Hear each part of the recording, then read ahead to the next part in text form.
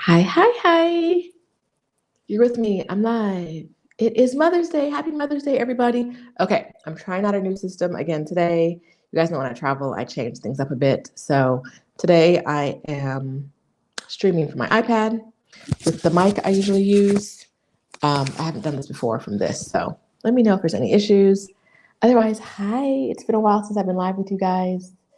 I am in an Airbnb in Lisbon, and my mom was in the background making noise.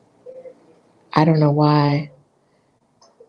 Give me 1 second. Mom, your headphones are not connected to your.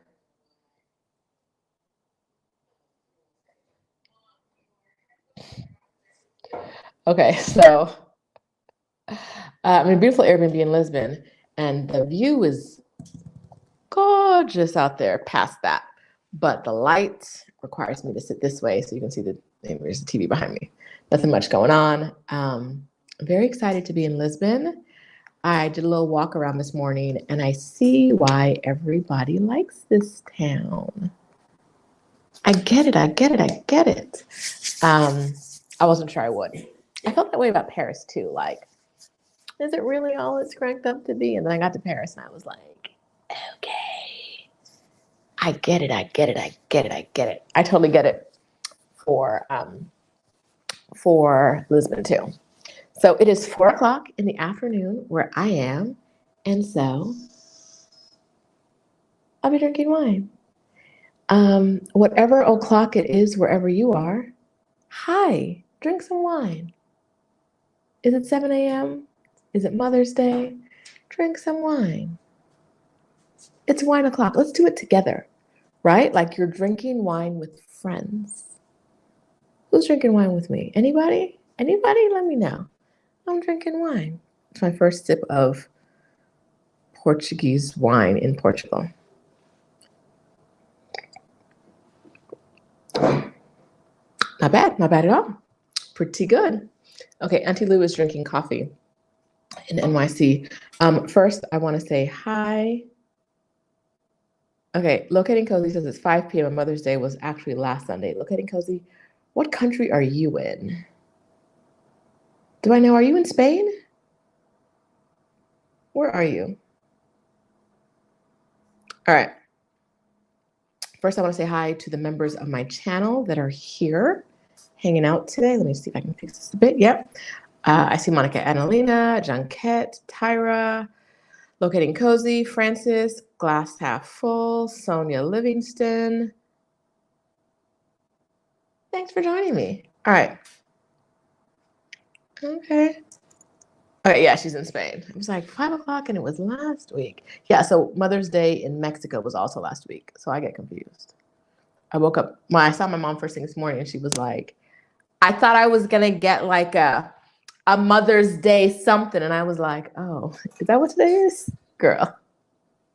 If I know what month we're in, I'm doing well. So like expecting me to remember holidays that aren't birthdays, like holidays that where the date changes, I don't know her. I don't. If the date changes, I don't know her. And if the date doesn't change, expecting me to know what the actual date is, I don't know that either. I don't know the date. What's today's date, baby? I literally, no. I came here, I booked a ticket here on the 13th, so today's the 14th. That's the only way I know. The only way I know. All right. Okay, Sharon's putting a little perk up in her coffee. I like it. Monica Catalina celebrated Mother's Day twice. She's here in Mexico. Oh, twice in Mexico. Once, I guess, on Mexican Mother's Day and once on U.S. Mother's Day. Congratulations. Nicole's coming to us from Kentucky. Happy Mother's Day. Okay, so today I have notes. Because today we're talking about our dreams and making our dreams come true. But first, I missed you guys. I really missed you guys. Hi, Sanaya. She's in Shlem in the Yucatan. Let me get to my note. Let me do my notes on my computer. It'll be easier. I feel so good seeing you guys. By the way, I bought this caftan in Marrakesh and my last full day there, baby, you gonna see this Captain. I feel like $1,000,000 in it. And honestly, I like feeling like $1,000,000. Y'all should know this about me. I like it. It's a feeling I like. So here we are. All right. Nia says dates and countries vary so much. Yes. Enjoy each day. Yes. Okay. Monica Adeline says dreams is the subject. She got a few new ones. Let's talk about it. We're talking about our dreams today. Okay, so this topic came to me because, by the way, I don't really drink wine a lot. I drink alcohol, but not a lot of wine. And so by the time I get to like here, I'm going to be a little toasty, and I'm gonna need to go back to the notes. I mean, I need to go back to the notes a lot anyway, but by the time I get to like here on the glass, like, the words aren't all gonna make sense, but I know y'all rock with me, so that's okay, right? You're here with me. You're here with me. It's fine. It's fine. The words, irrelevant. We're doing this. We're doing this together as a family. It's 4:08. It's wine time. Plus, honestly, I gotta say the past 3 weeks in Morocco were kind of hard. They were kind of challenging. And so it's nice to be in a country where I can feel relaxed. I don't feel like I'm having a challenging experience. So, like we had a bottle of champagne the entire time we were in Morocco. The entire time we were there, we had 2 bottles of champagne. We drank one after the Exodus Summit meetup. I drank one with Stephanie and Francis, and my mom had one. And we were like, whenever we're ready, we crack it open. The whole time we were like, nah. Like it just didn't feel, and I know you don't need to like have something to celebrate to drink champagne, but the moments just didn't feel like they would do the moments didn't feel like they would do the bubbles justice, right? And so it was like, let's wait. Brought it here. The minute we brought it here, we were like, we can drink this here. I also have dessert in the fridge. By the time I get to here, I might go get the dessert. We'll see. Teresa says I'm glowing. And Auntie Lou wants to know what's the percentage of alcohol in Portuguese wine, baby. I don't know. And the bottle's over there somewhere. I don't know. Hey, Greta. I am glowing. I've been in the sun all day. I did my hair today. Those of you guys that watched my London vlog saw the haircut. I did it again this morning.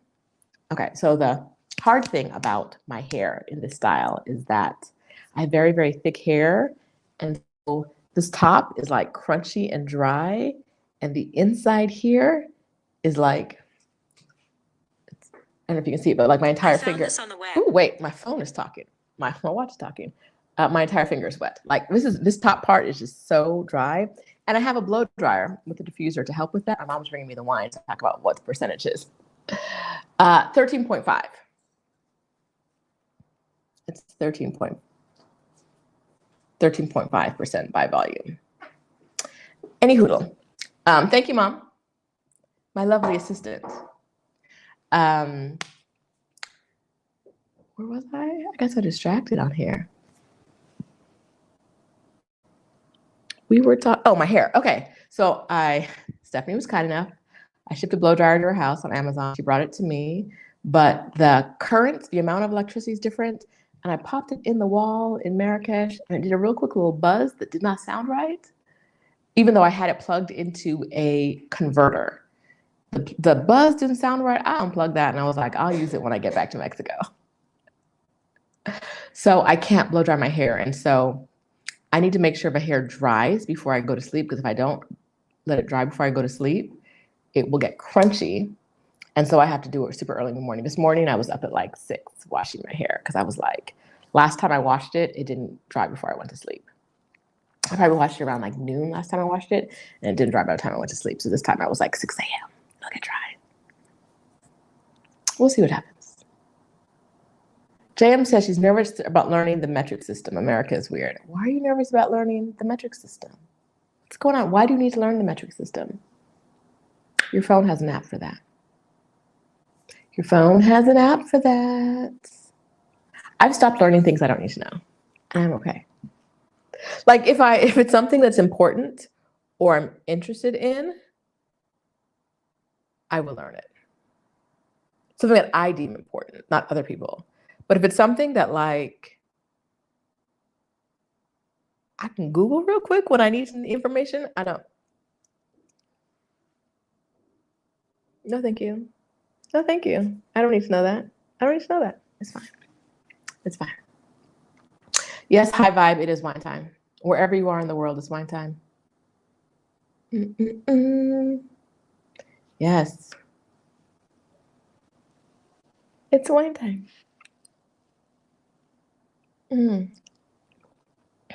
Okay. Hi, Sarah. I haven't had like that pastel de nata. Is that right? Yet, but I'm gearing up to get one soon. So.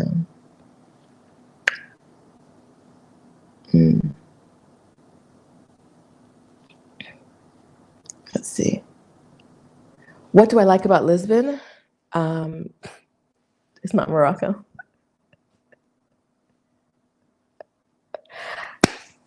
We're going to have to talk about that. My experience in Morocco, another day. There'll be a vlog. The vlog is a lot of me complaining. I realized the other day as I was like filming another moment, I was like, the vlog is a lot of me complaining, but there was a lot to complain about. Like, and I don't want my content to come across as like super negative. But like, if you're watching this as a Black woman, you've probably heard other Black women say like, yeah, Morocco wasn't it. Morocco was not it, baby. Morocco was very challenging to be a woman there. And I'm not sure how much of the challenges I felt were also because I'm a Black woman.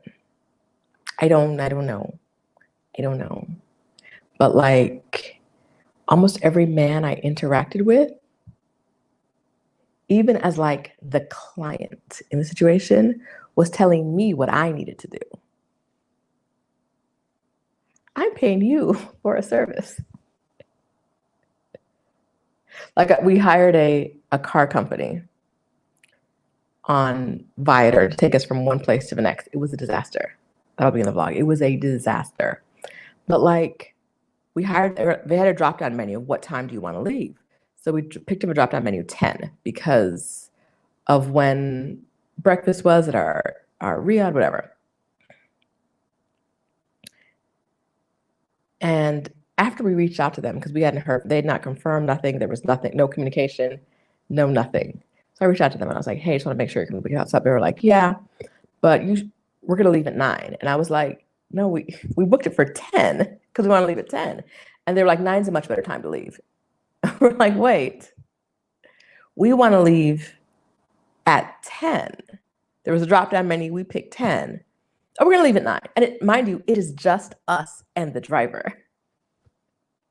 But like that doesn't sound like a lot, right? Like it sounds annoying, but not like a lot.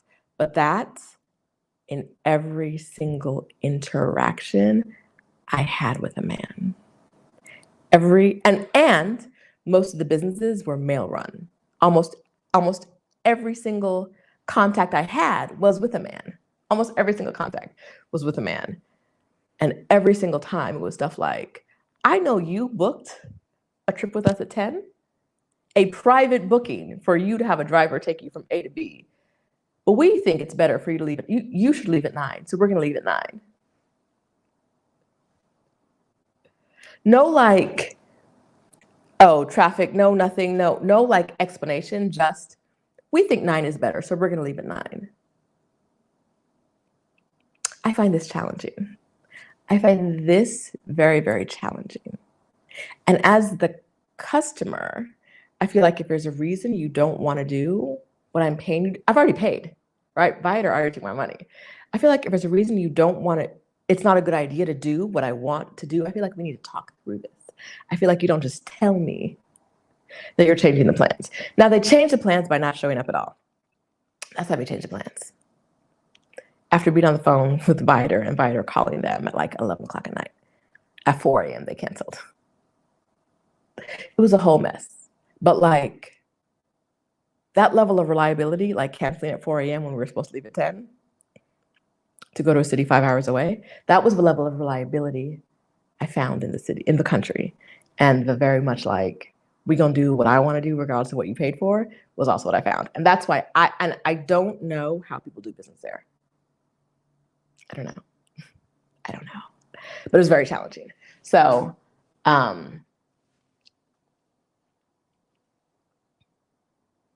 I like about Lisbon, it's not Morocco.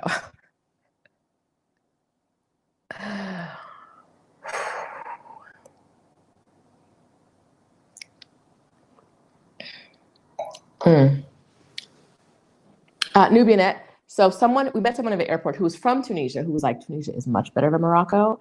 But like, she told us when she goes to Tunisia, she goes to like her mom's village with her family. And I'm like, your experience in Tunisia is probably better than your experience in Morocco. Will it be the same for me as I inhabit my body? I don't know. Like, as I present, will I have a better experience or a different experience in Tunisia than I have in Morocco? Or is your experience different because your people are from there? I don't know. But yeah, we did get told Tunisia was better. Woo. Okay, 40-something fire is also chilling on Marrakesh Captain, having a late breakfast and coffee, having Mother's Day, ladies. 40-something fire, what's your name? I can't tell who you are. I can't tell.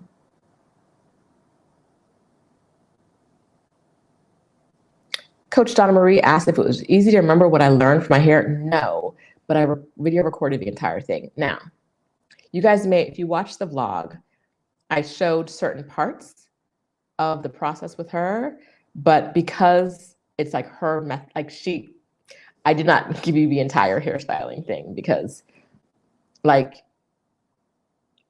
part of what she does as a business owner is teach women one-on-one how to do it. And so it wasn't fair to like record it and then give everyone the thing that people pay her for, right? But I recorded. So this morning I was in the shower and I was washing my hair and I was like, I should have watched that video before I started. Now it's like 3 hours long, but I should have watched certain stuff. I was like, I forgot what I'm supposed to be doing here. But overall, I think I remembered enough. I'm good. But yes, so I've only been in Portugal one day. It's not Morocco. Phrases. Hey, Aisha. Hi. I hope you're doing well. I hope you're doing well. Miss you. I miss your smile. My mom does pour a generous glass of wine. She said she can refill her glass, but she knows I can't. And so she poured me up. Cece asked if there was a reason for us holding the Exodus Summit meetup there. And it was because some people say such good things about going to Morocco. But what I hear over and over from Black women is it's not a great place for solo travel. So we thought as a group, we might have a better experience. And I think during the time of our meetup, our women did have a better experience. It was when my mom and I, it was when I was behind the scenes working with vendors that I had problems. And it was when my mom and I went off. And we weren't solo traveling. It's two of us together. This duo traveling was also an issue. Because, baby, what is this? So many people lied to my face. This video is not about Morocco. I need to say this one thing, and then we're moving on. I went to a pharmacy day before yesterday, looking for a specific eye drop, and I have the bottle. I have my mom has a similar eye drop, not the same, not similar. We were able to get more of it in Morocco, and so I used it, but it makes my eyes burn a little bit. So I don't know if it's exactly what I need to be using, right? But I have my bottle, and I'm trying to get my bottle filled, or like a new one, because her prescription is similar, not the same. Like the main ingredient is different, but the secondary ingredient is the same. If she can get hers over the counter, maybe I can get mine over the counter too. So I'm checking. I go to pharmacy and the guy's like, oh, he sees the bottle, he looks at it, he says, oh, I have the exact same thing, but under a different name. Bet. He says, I have the exact same formulation. Repeat after me. I have the exact same formulation under a different name. He brings it out to me and shows me.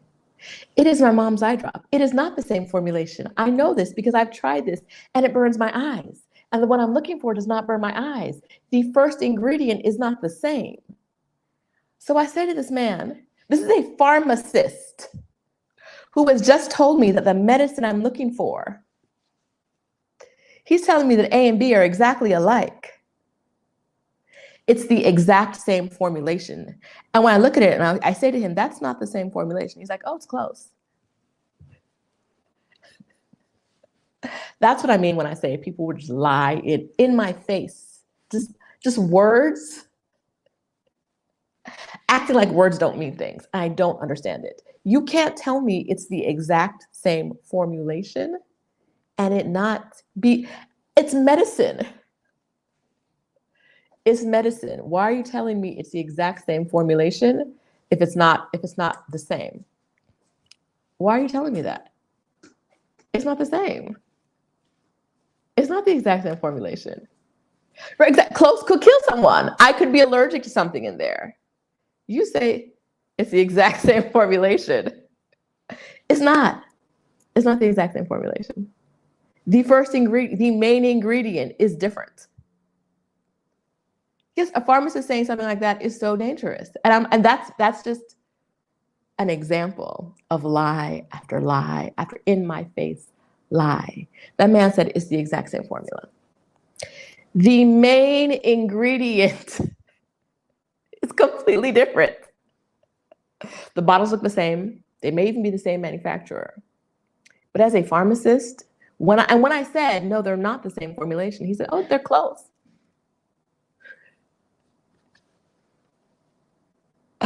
Okay, so that's it on Morocco. That was my way. That was the last experience leaving the country, last like transaction before we left the country, and I was like, I'm done.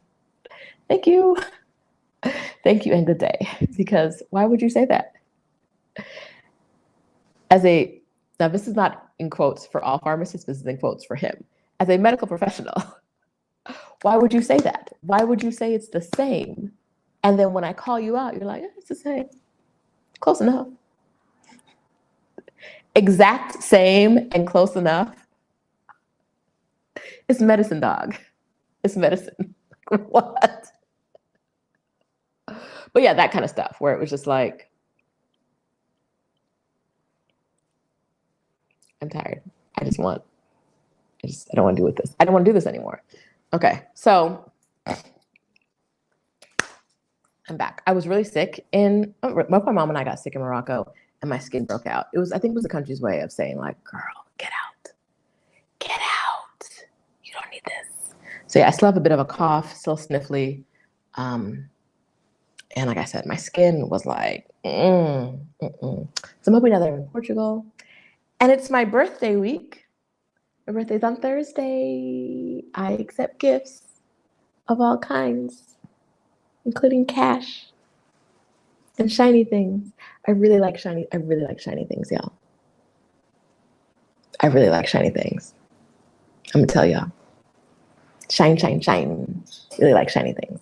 I don't know how y'all are gonna translate that. I don't know if you're even listening anymore, but I really like shiny things. Keep that in mind.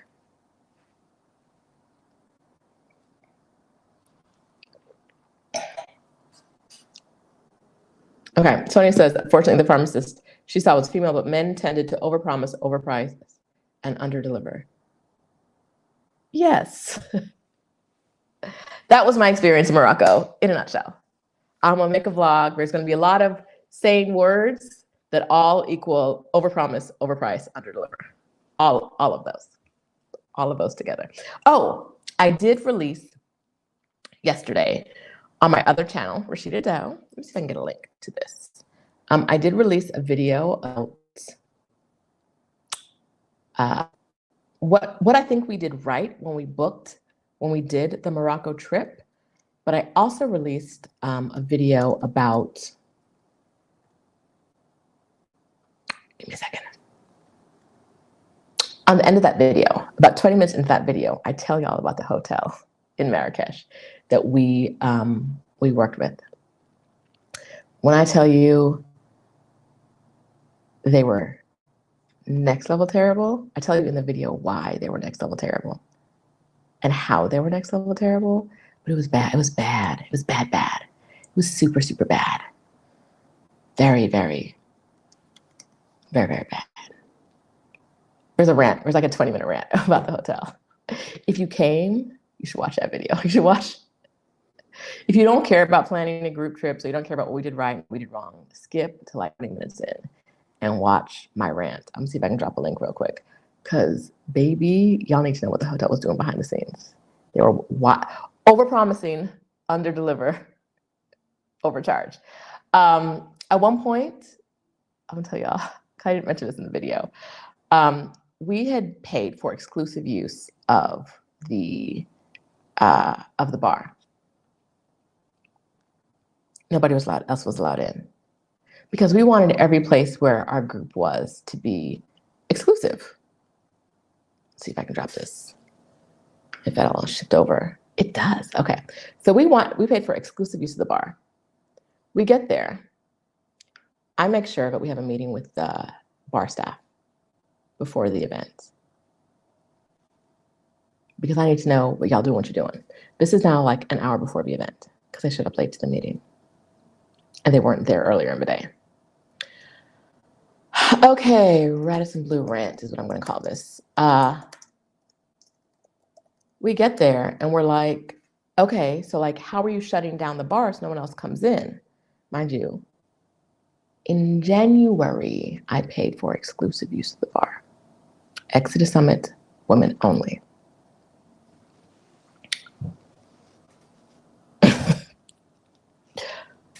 In January. This is now April. The manager, we're only allowed one contact. The sales manager for all the rooms is the same person who's in charge of the food and beverage and the dining, all this stuff, whatever. His assistant comes out. He's there. We're like, okay, how are we shutting down the bar so no one else comes in? And he's like, oh no, we can't do that because the gym is back there. People need to be able to go back and forth to the gym.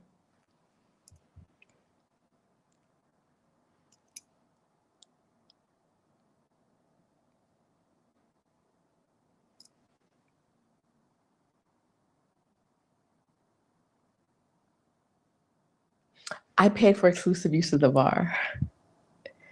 And you're telling me I can't exclusively use the bar? And then we were like, oh no, you can block it off. I was like, because one of the guys, someone was not on key. Someone was not with the program. One of the guys was like, they can just use that other door right there. And the manager looked at him like, what you doing? So we know now there's another way they can get in the bar. They don't have to come through us. They can get to the gym a different way. We're like, okay, well, what are you doing to block it off? He's like, there's nothing we can do. And I think Francis was like, y'all don't have some ropes you can put up? Like that kind of stuff. I paid. We Exodus Summit paid for exclusive use of the bar on purpose, so we wouldn't have other people traipsing through our event. And now you're telling me there's absolutely no way to shut down. Not only we can't shut it down because the gym is back there, and then we don't have any way to shut it down. Is this y'all first event? Is this y'all's first event ever? Because this is wild. Wild that we're about 45 minutes before the event starts and you're telling me there's absolutely no way for you to give me what I paid for. Go ahead and find some ropes. Find a velvet rope. Get it from Janet Jackson. I don't care. Get a velvet rope. Put it up. Make it happen. And they had them and they could do it. They had them and they could do it. Imagine that. Imagine that. It was like having to do that kind of stuff where it's like, there's a way, but you as the vendor are not going to show me the way. I'm going to have to demand the exact method that things happen. Wild. Wild. Get you a velvet rope and put it up because I paid for exclusive access. What are you doing? Why is this happening?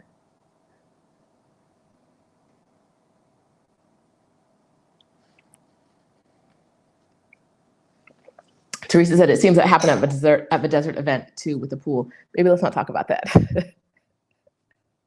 Because y'all see, like, that was a moment where y'all were about to see Stephanie get angry, and Roshida angry and Stephanie angry are two different things. And I was like, if Stephanie gets angry, this is about to go left. But like, there's no point in like, I can't calm her down because I'm angry too. Yes, no, the desert event was a whole different debacle. We were supposed to have exclusive use of that space, and clearly we didn't. Because lies. Because absolute lies. Absolute lies. Anyway, we don't move on. We're talking about dreams. We're talking about dreams. And I will tell you that Morocco was part of my dream. Not like, I don't dream of Morocco, but being able to travel for months at a time has always been a dream of mine. I think I told you guys earlier that, or in some video, that back when I was like big in my yoga teacher days, deep in it, I go to like yoga retreats, and I would see women who were like a waitress for 3 months and then traveled for 6 months. And I was always like, what? Okay, what? Now who? Girl, that don't make no sense. That don't make no. You work for 3 months out of the year and you travel for 6. I mean, how's that? Now, my mindset back then is not my mindset now. My mindset back then was like, I mean, that's cool, but that's not what responsible people do, right? Like that sounds cool, but like, girl, what? Like that's not, people with real jobs don't do that. Wrong, judgmental, unnecessarily in somebody else's business and in their pockets. Because I was like, how y'all paying for this? Without asking, I was like, is daddy paying for this? Who paying for this? In somebody else's pockets when I didn't need to be. I didn't need to be, right? I didn't need to be in somebody else's pockets. I didn't need to be in somebody else's business. I was there because it didn't make sense to me, because I didn't allow myself the space to dream that dream could be mine. And I think that there's a lot of times when people see someone else doing something that doesn't seem possible for them, we make excuses we make up stories about why this person can have what we want, but either we're afraid to admit it to ourselves that we want it, or we don't see it as possible for ourselves. We get to the point where we make up these like narratives about how they can do it and what's different about them than me. Like my story was like, oh, they have somebody else paying for this, right? Or like, they're not responsible, or they wouldn't do this. I don't know them girls. I don't know them girls. Now, mind you, they were like 10 years younger than me. And I will say that those kind of things feel a lot more doable, or they did. I thought those things were a lot more doable at a younger age when like you didn't have a mortgage. I had a mortgage. What you mean travel for 6 months, work for 3? What that is, right? Like that's not, I got law school debt. I feel like there are 17 E's in my law school debt. Like when I say debt,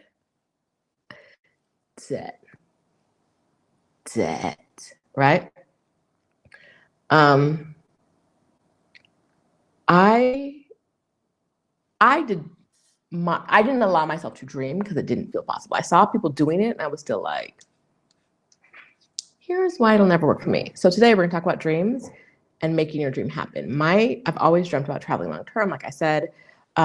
After I was laid off, I was able to travel for a year, and that changed my mindset about that kind of thing. But also, I have started working since then. I have Exodus Summit, right? I have all you guys in my life because of Exodus Summit and talking on the internet and drinking wine. Cheers. And so my life is different now, but I run at least 2 businesses. My old lady's so loud, just for no reason. Just hibbity hopping and making noise. It's okay. It's okay. You don't have to lock yourself out. It's fine. You're a noisemaker. She's a noisemaker. Woo. Okay. I want you guys to know that your dreams can come true, even if you don't see someone doing it that makes you think you can do it. Even if you see people doing something and you're like, my life is nothing like them, like theirs, I want you to know that it's possible for you too. And so we're gonna talk about what your dreams are and how we can make it happen. Shauna said she got 20 E's in her business school debt. Baby, I feel it. I feel it. Okay, FDM 215 says, yes, I always assumed I'd have to wait until my kids were grown, retired from work, etc. Now I realize I can make it work today. Yes, so that's part of what we're gonna talk about. First, I want you guys, if you have a pen, paper, pen, it's a pen and paper day. Grab a pen, grab some paper, grab a pen, grab some paper, grab a pen, grab some paper, grab a pen, grab some paper, I'm drinking wine. With my friends, I'm drinking wine. With my girls, I'm drinking wine. Okay, so first, I want you to write down, got your pen, got your paper? We're gonna take this slow. What do you really want? Right, like not like the safe thing I want that I think I can get, but what do you really, really want? Deep inside, the thing you won't admit to yourself, the thing you won't admit to other people, what is it that you really want? And like, it doesn't have to be just one thing. Write down all the things. Whatever things you want. Write them all down. Like, putting it on paper makes it real. If you watched Stephanie and Roshida yesterday, Roshni, yes, sorry, that was wrong. I'm used to reading her name because I used to read her blog all the time back in the day. So I'm used to reading her name, not hearing her name. Glenn Mazzini. It was fun, wasn't it? I only got the end of it because I was in the airport. They were having so much fun without me. I'm so happy for them.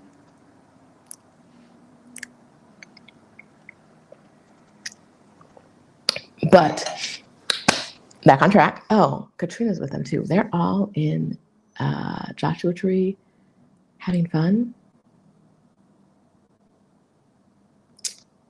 without me. Y'all know how I feel about people having fun without me. Like, y'all should never be having fun without me. I can't be everywhere, but the fact that y'all have fun without me is so offensive to me. I don't like it. All of you. I may have never met you before, but just know that if you go have fun later on today without me, I take that personally.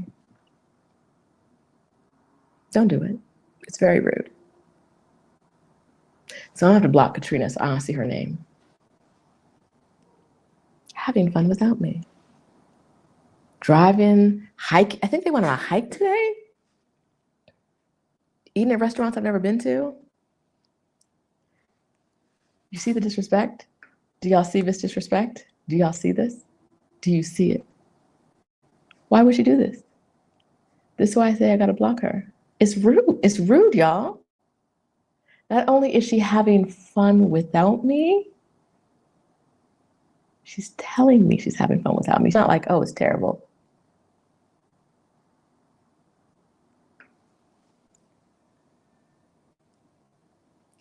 So Shauna's in Puerto Vallarta with Terry, having the time of her life.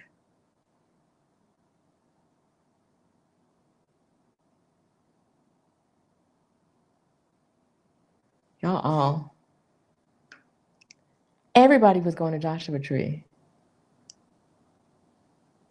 and having fun. We are not on track. We are definitely off track, but I want you to know, all of you, no, Joanna, I can have fun wherever I go. I am the aggrieved party here. Now, Joanna has fun wherever she goes. I've seen Joanna at 2 meetups, I'm gonna tell you. I've seen Joanna in Mexico City because she came once. We went on a food tour, it was so much fun. It was a good day. Joanna will have a party. I'm gonna talk about Joanna later because she's part of like my dream story.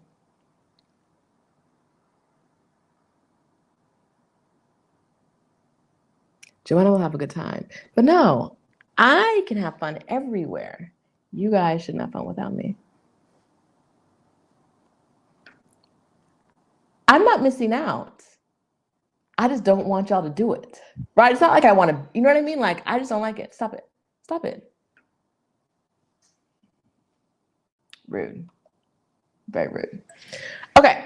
Have you written down everything you want? Grab your pen, your paper, write down everything you want. I want you to focus on one thing right now. Pick one thing. What's your one thing for this exercise? Not like your one thing in life. You're not like marrying the thing. You're not crossing everything else off your list. You're just picking one thing for this exercise. We got 10 points to get through. We don't get through them. One thing. What's your one thing? This is the first point. What do you really want? Pick one thing that you want to work on and tell us in the comments. What's the one thing you want?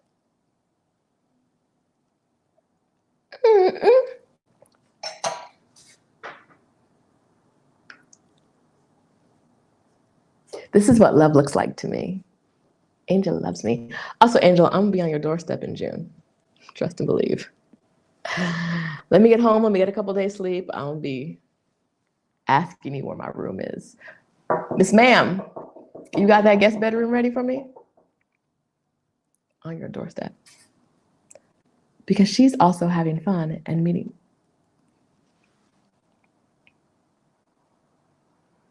Angel is in Mexico meeting all the Black girls.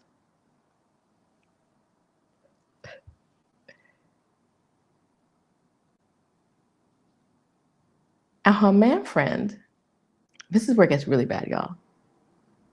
Her man friend is cooking for them. He ain't never cooked for me. He ain't never cooked for me. Why would he cooking for other people and not me? Why would that happen? Oh, I gotta fight. I gotta fight him? Is it pepper spray? Is that what has to happen for him to understand? That's not how we do? Okay, well, let's get back on track. All right, FDM wants to work from anywhere so I can move abroad sooner. All right now.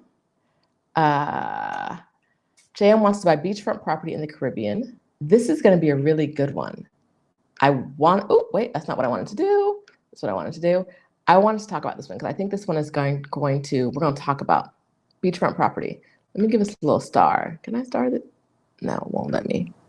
There we go. All right.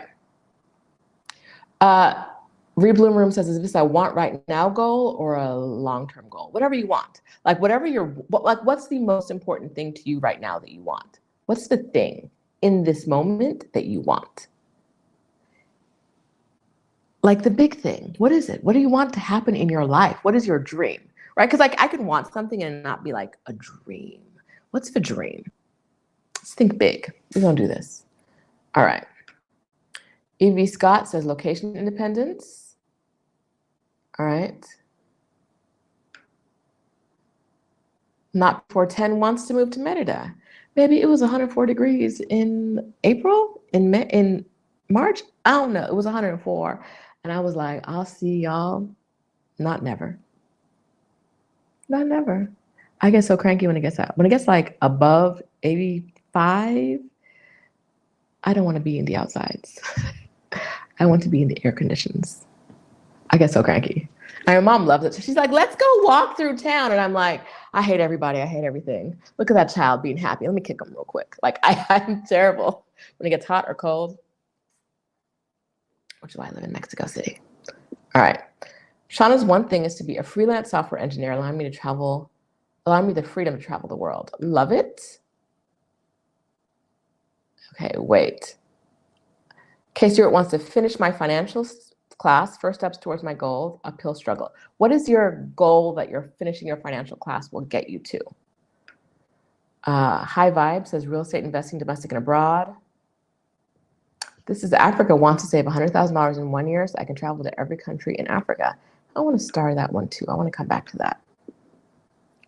That's a goal. That's a big goal. I like that goal. It's a dream.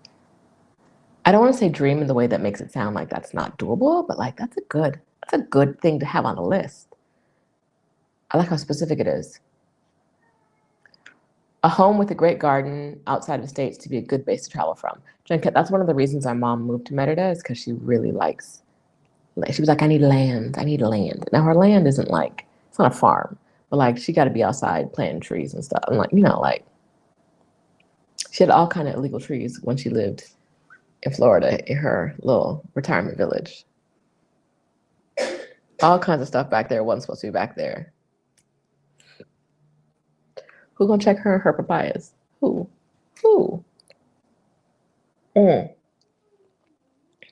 Somewhere everywhere wants to have a home in Antigua and one in Europe. Okay, I think I want a second apartment somewhere in the world.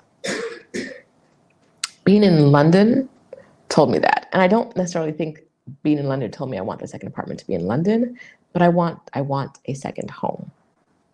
I don't want to own it. I want to rent 2 places, different places in the world. I think that's what I want. Lola Sunshine says, I want financial independence now. Izzy Cat says, retire. Oh, there's a lot. There's a lot here. Let's go down. Okay, let's see. Financial independence, remote work so I can live abroad, money with ease. Joanna wants to be financially independent so she can come and go as she pleases. Ooh, Marcella Brown. My theme is to have a Black theme tea house. Interesting. I want to start that too. We gonna get to this. Triple digit heat is insane. Yes. Why are you doing this to yourself? I love y'all. Why y'all do this? I don't get it. Monica, write a novel that is well enough to allow me to quit Muggle life and live in Europe. Not before 10 says your mom is an inspiration. She's something. It's Mother's Day. I have to say nice things. Yes, she's very inspirational. Love her. Okay.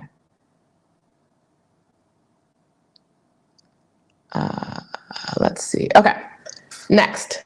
If I didn't get your goal, I see it in the comments. I see y'all. I just can't read everything because y'all got goals and I love it. Okay. Next. When do you want your goal to come true? We're putting a date on this. Not when it's likely to happen. Don't give me the time frame in which you think it might be possible. We're not talking possibilities. We're talking dreams, right? Like when do you want your thing to happen, right? Like if you want to write a novel, right, that funds your travel around the world lifestyle, when do you want, because I don't think it's the writing the novel that's the dream as much as the novel sales. Is that fair to say? I would guess that. So like, when do you want your bestseller to be sold, right? Is that a year from now?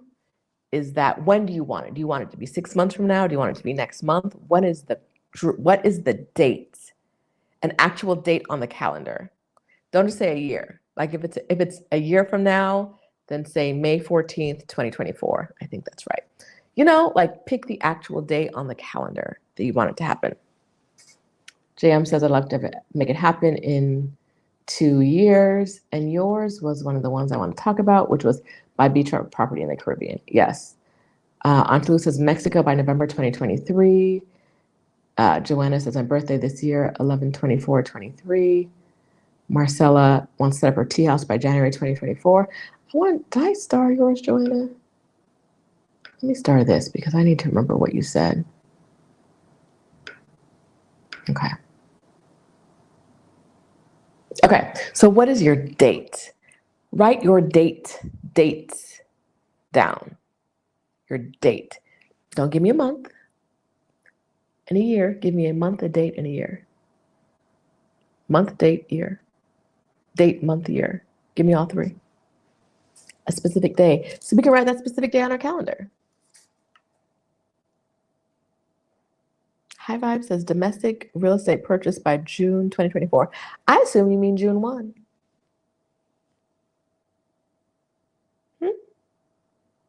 Is that right? We're doing this. Okay. Not when you think it's possible, but when you actually want it to happen. We're writing it down. Write it down now. We'll put it in the calendar later.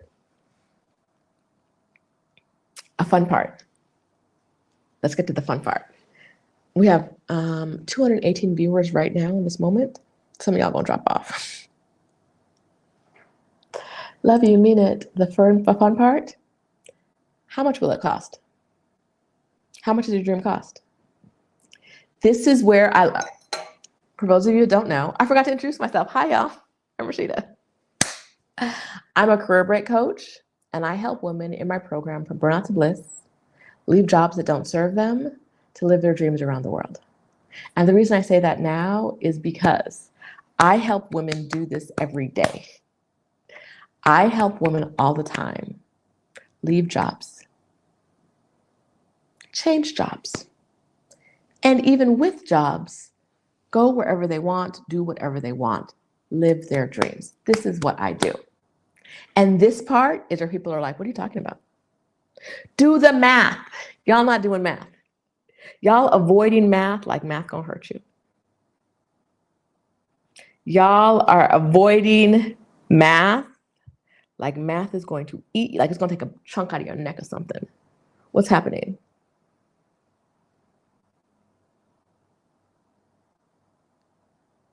Who's done the math? Who's done the math? How much is it gonna cost?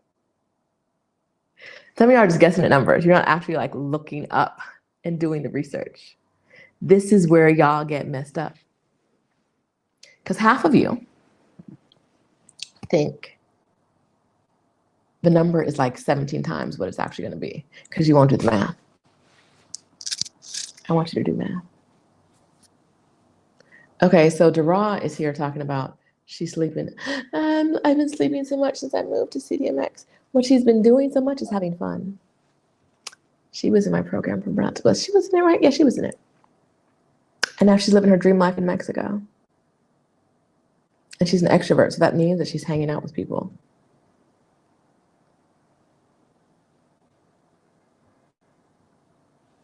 She's just having a good old time. Because my girls in my program from Burnout to Bliss, which you can get at from burnouttobliss.co, they make their dreams come true because I stay on them. It's kind of like a harassment program. If I know what you want and I know you, I'm gonna stay on you until you get it. That's my special skill, right? Like Liam Neeson had a particular set of skills. My particular set of skills is harassment.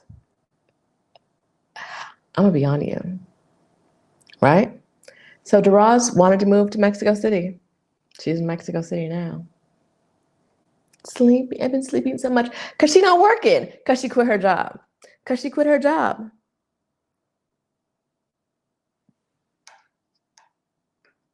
You know why she's sleeping? Because she used to be stressed at work and she's not at work no more. I'm putting all her business in the streets. I don't care. She knows.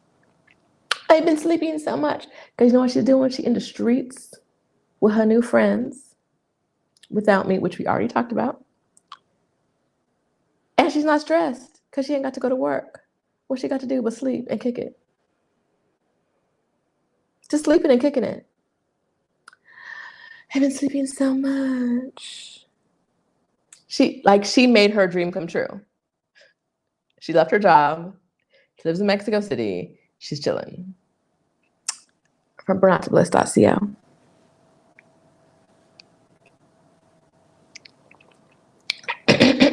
All right, how much does it cost? I'm gonna see some numbers. All right. Shauna says it's gonna cost her $16,000 to retrain in software development. I'm not even gonna talk about you. We just talked about your student debt loans. Your student debt. Sarah said her actual expenses are $20,000. She quit her job. All she got to do was sleep. She ain't got nothing to do. Ain't got nothing to do but sleep. Baby Nat says she thinks it'll cost her $100,000. Lysanda? I don't know. I've been working on my budget and F you money. Yes, I love hearing that. Jay Dora says, I want to open a business, so I need to map out a business plan. I'm guessing $60K to start. Jay, let's talk about what kind of business you want to open that needs $60,000 to start. And Is the business your goal, or is the business the means to make your goal come true? Right? How much money do we need to make your goal come true? Is opening the business your goal? If it's not, that's not the number we're talking about. We're talking about the number you need to make your goal come true. Auntie Lou said 3 to 5K. Auntie Lou, we doing this. We doing this. Okay. This is Africa wants to hit all the countries in Africa, 100,000, because I'm traveling in luxury. Right? There's no one here to judge your goals. There's no one. It's just you and your goals. Joanna says 2 to 3 million. Now, her goal was to be financially independent so she could travel long term, if I remember correctly.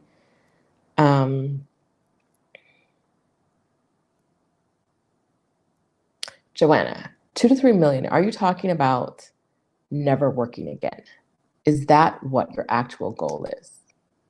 To quit and never do another day of work? Let's talk about it. Okay. We done the math? Or are we guessing? I think some of y'all are guessing. You don't have to do the math right now. I know we got a lot going on, but I want you, after this call is over, after this call, I'm so used to doing Zoom calls with my From Burnout to Bliss ladies, from burnouttobliss.co. I want you guys to think about what the actual number is. Like, do the research. I think a lot of you were guessing. I'm guessing a lot of you are guessing. Tell me if you were guessing in the comments, or whether you've actually done the research to know what the number is. Because I don't want your guess. I want you to know what the number is.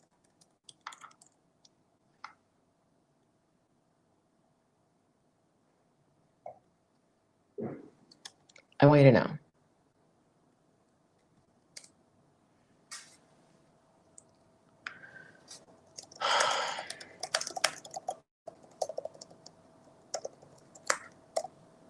Who's guessing? Tell me in the comments. Be honest.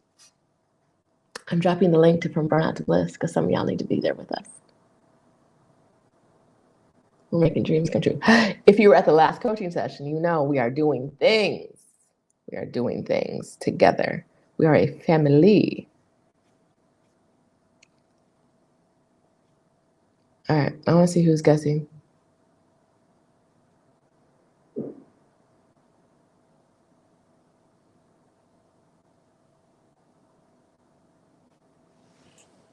Is that my Aisha talking about how do I live my dream? You come back to work for me. That's your dream. Like, all you have to do is pick up the phone and tell me you're ready. But you're full of it. And so you're in my comments BSing. I can't help you if you're not serious. Okay, Jador wants a bar restaurant. $60,000 makes sense. This is my retirement fun spot. I will hang out and greet people. Okay, all right. I see what you're doing there. I see how it's a dream and that expense was reasonable. Boom, there we go. How do I live my dream life while doing no work at all? What does your dream life cost, right?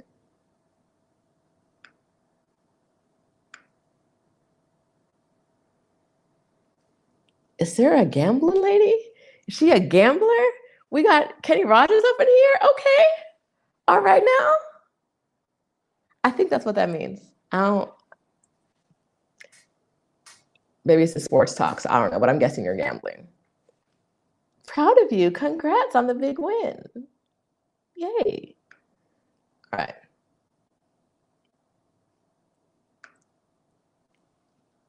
I have many skill sets. This is one of them. It is.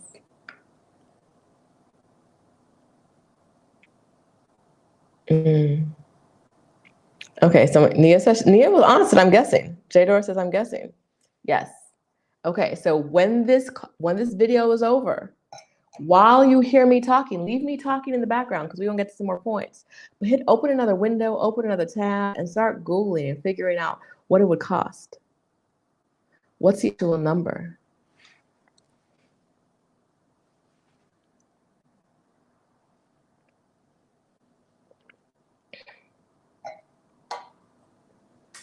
Okay. Sarah says that consultations with me and Picky Girl are on her list expenses. My calendar has been closed since January or February. I ain't done no work this year, y'all. But I'm opening my calendar for June. So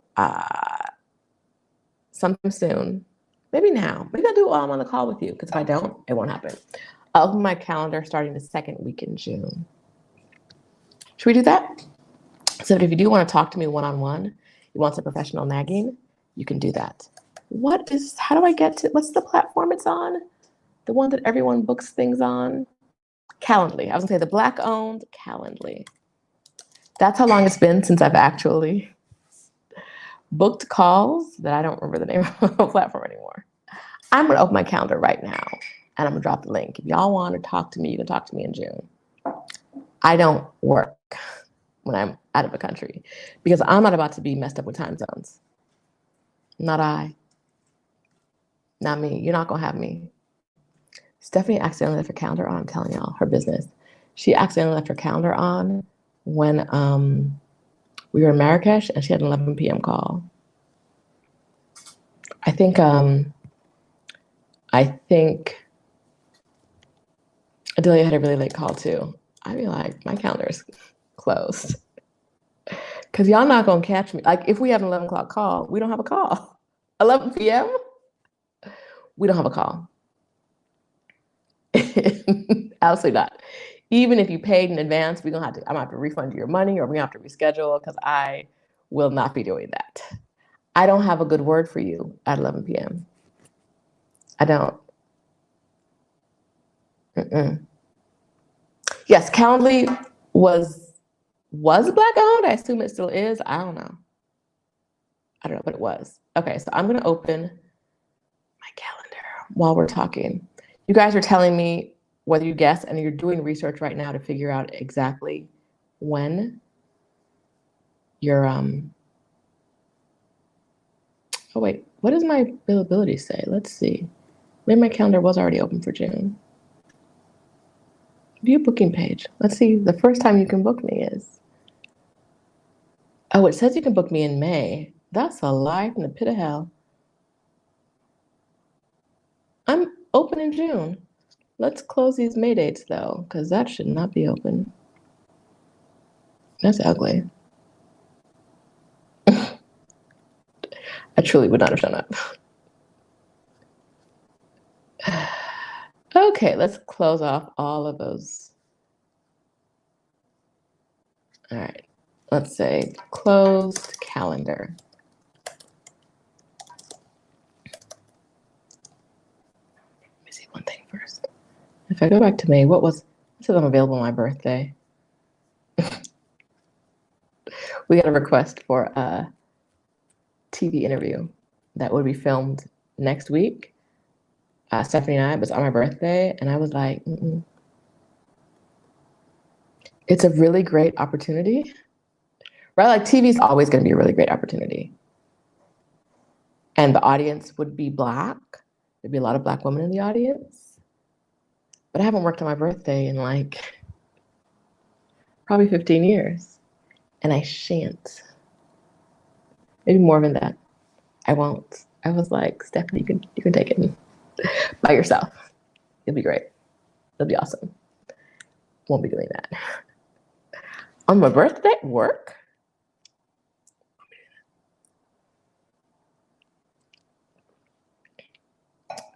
Won't be working on my birthday, ever, about anything. So,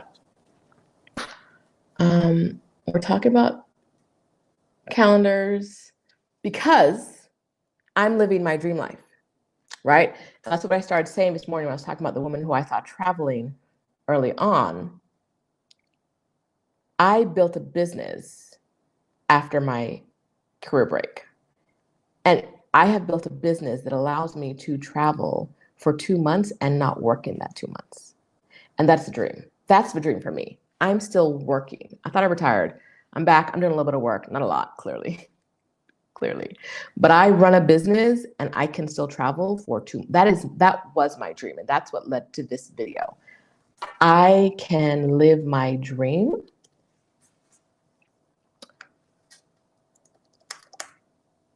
I don't have to work. And I have complete control over my calendar. TV comes calling, and I'm like, no, thank you. It's my birthday. We can film on a different day, or someone else can take it. It's fine. My calendar's just closed for 2 months, and that's the life I want. You know what I mean? Like, even though I run a business and I have clients, I still have a life where I don't have to work for a month at a time, or I can run my business where I can pick out months where I don't work, right? Like, I can't not work in September because Exodus Summit is in October. And if I don't work in September, Stephanie's not going to work in September because she's not going to do it all by herself. And so there won't be an Exodus Summit in October, right? Like, I have to do certain things. But the rest of that stuff, I don't have to work in May. I don't have to work in June. No, I am going to work in June. I'm choosing to work in June. I took off all of December last year. I said I was going to work in January. I decided I didn't really want to. I haven't really felt like working this year. But I created a business that allows me the flexibility to work when I want to work and not work where I don't want to work. And that was my dream. My new dream, I've accomplished this dream. My new dream is to have apartments in 2 places.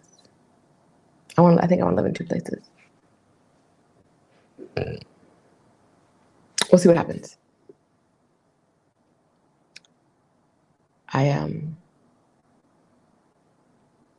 Yeah, girl, I didn't thought my calendar was blocked off in May. I blocked it off. You know what it was? When I first booked this, when I first blocked off my calendar, I thought I was only going to be in Europe and North Africa in April. And then later on, I decided to stretch it to April and May. And so I hadn't gone back and booked that off, blocked it off, because my calendar has been closed for quite some time. I closed it earlier this year because I was like, I don't feel like doing actual work. But June, you can talk to me in June. If you want to talk to me, June, maybe July of this year. Hey, Izzy Cats, thanks for the super sticker. Iya says, I'm a parent. I have high skills in nagging. I'm not a parent, and so I don't really have any place to put that energy. And so I nag my clients. Dara, Joanna, Lauren Forbes, who did a great job on Instagram the other day.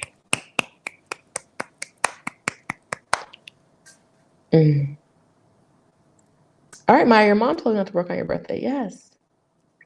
Then people don't need you. Nobody needs you. Okay, let's get back on track. Should we get back on track? Let's do that.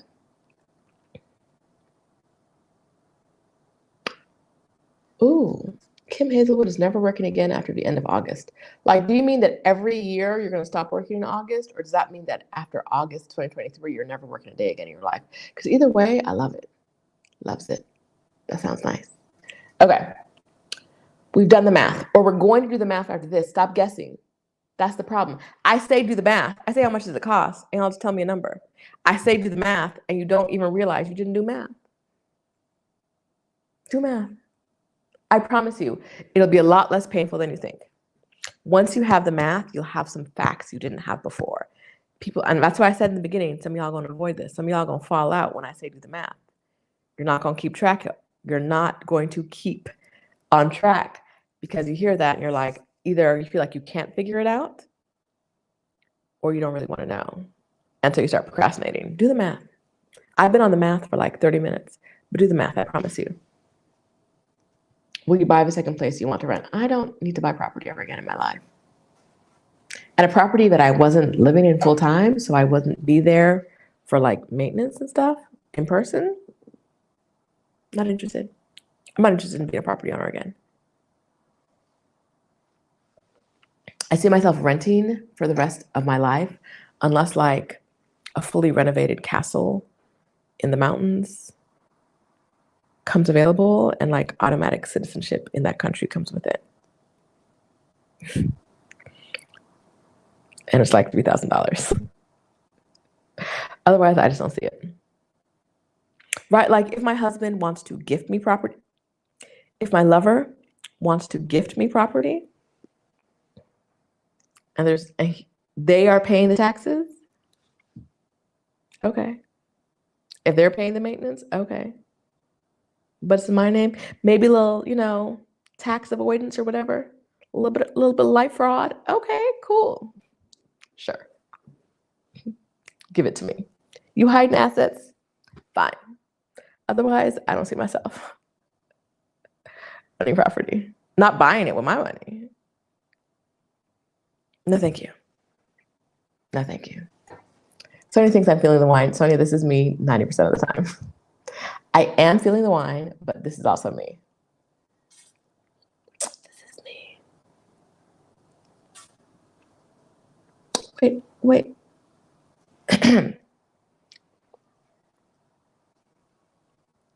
Cheers to doing the math. I tell y'all to do the math because it makes such a difference. It makes such a difference. Every time I do math, sit down and do math with someone, they're like, oh, I didn't realize that this was really possible. Because you were just making up numbers, baby. You were making up numbers and making it harder for yourself. Stop it. Don't do that. Don't do that. From burnouttobliss.co. Okay. Yes, because really, we ain't got to have no paper for you to give me property. Thanks.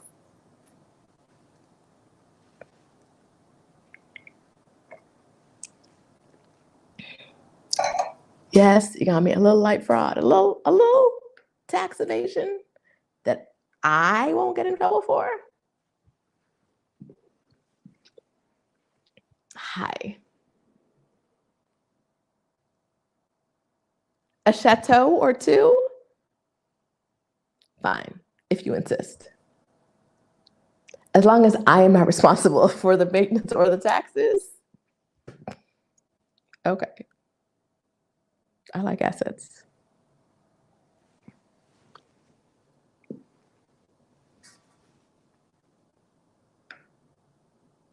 Sister speaks my language. The staff to manage it. Because I ain't doing no work. I was not born for labor, and no matter what y'all say, home ownership is labor.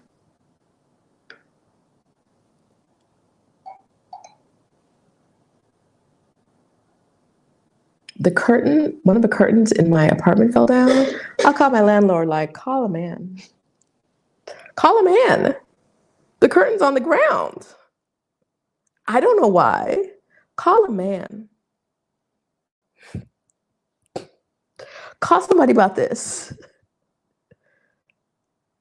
I wasn't even in the room. It just fell from the sky. Call somebody.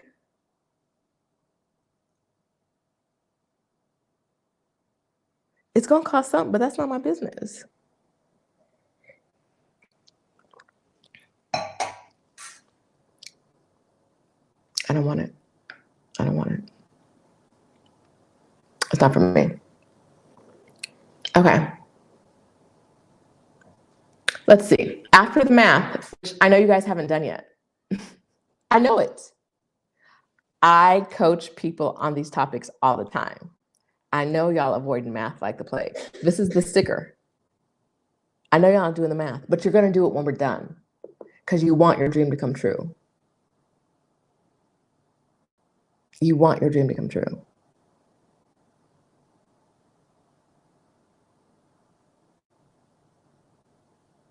Do the math. Okay. Next, what's the biggest obstacle? Right? You know what your dream costs now because you've done the math. You know what you want. You know the timeline. What's your biggest obstacle?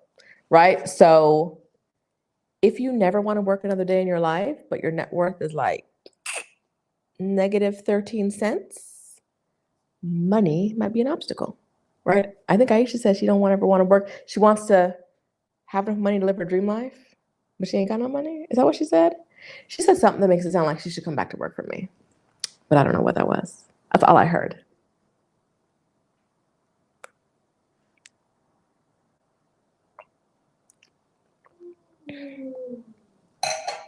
You might have more than one obstacle. Maybe you do. But what's the biggest one?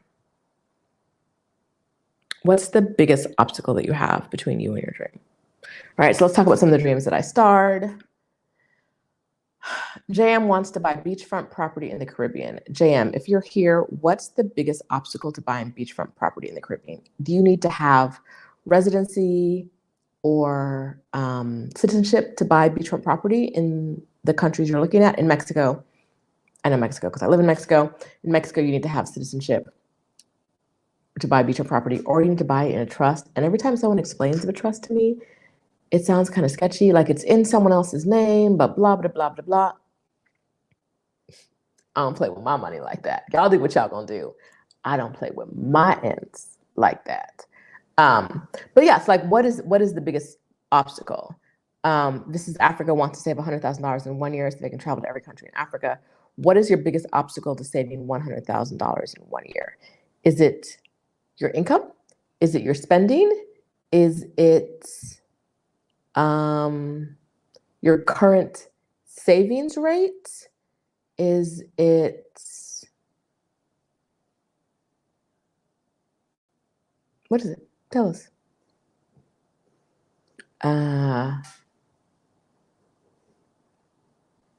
Joanna's goal was to quit so she could travel the world long term, I think. What's your biggest obstacle? Because let me tell you about Joanna. Joanna is one of our From Burnout to Bliss people. And I'm putting her business on the internet, but I've done this 1,000 times already. She knows I'm gonna talk about her. Because Joanna is like the poster child for the program. Joanna is a doctor.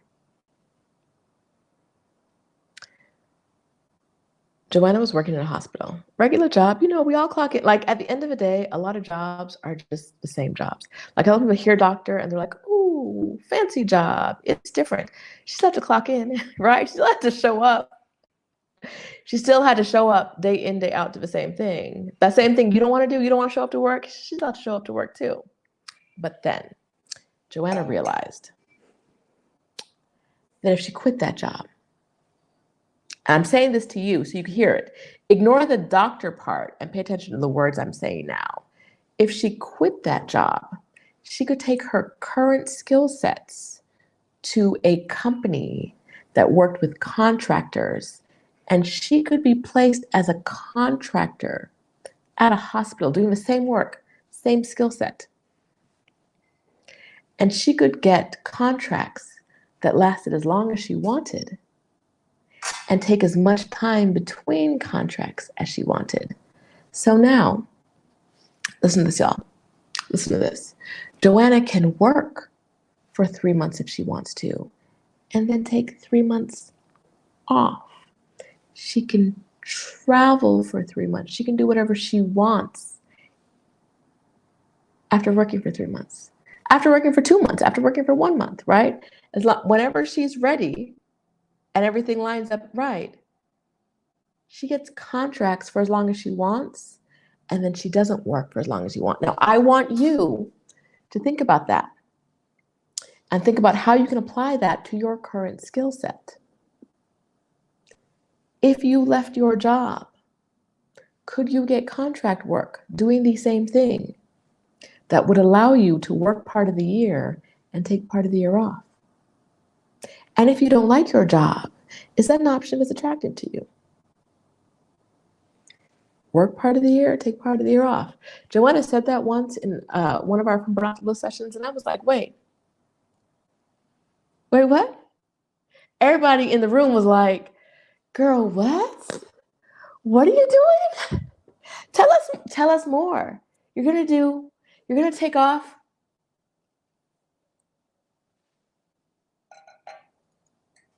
This is what we're talking about, right? Like for some of you, this is a dream. You may not have known it was a dream, but this is what we're talking about when we talk about like getting to your dreams. We're gonna talk about it later. Like the alternative ways you can get to your dream. Some of you want to travel for 3 months at a time, 6 months at a time. If you leave your job and get to contract work, could you do that? Could you do that?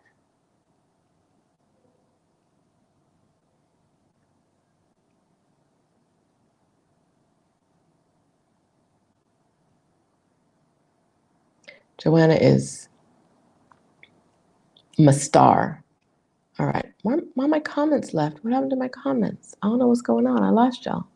All right. Monica wants to find a home base in Mexico by January. Oh, Shauna. We know how much money you need. And I'm going to tell you, what I know about Shauna is money's not going to be her obstacle. Money's not going to be her obstacle, right? She won't make it happen. The money's going to come. The money's going to flow to her one way or another. I know that. I'm claiming it for you. The money's going to flow to you. That $16,000 you want for your program's probably going to be free. The program you want is probably going to be, Shauna's program's going to be free, y'all. Shauna's not going to need any money for her. Y'all, say it with me. Shauna's not going to need no money for her program. It's going to be free. It's going to be free. And also, she's not poor. But her program's going to be free. We know it. We feel it. We're not claiming poor for you because you're not poor. But your program's going to be free. We don't know how, but we know it is going to be free. Maybe someone else is going to pay for it. You deserve a sugar person. You do. A sponsor of some type. Wishing you the best. All right, Mrs. Africa says what is in the way of her having $100,000 saved in 1 year is her spending. So baby girl, what you doing? Baby girl, what you doing? Like, do you want it, or do you want that goal, or do you want the things you're spending the money on? What do you want?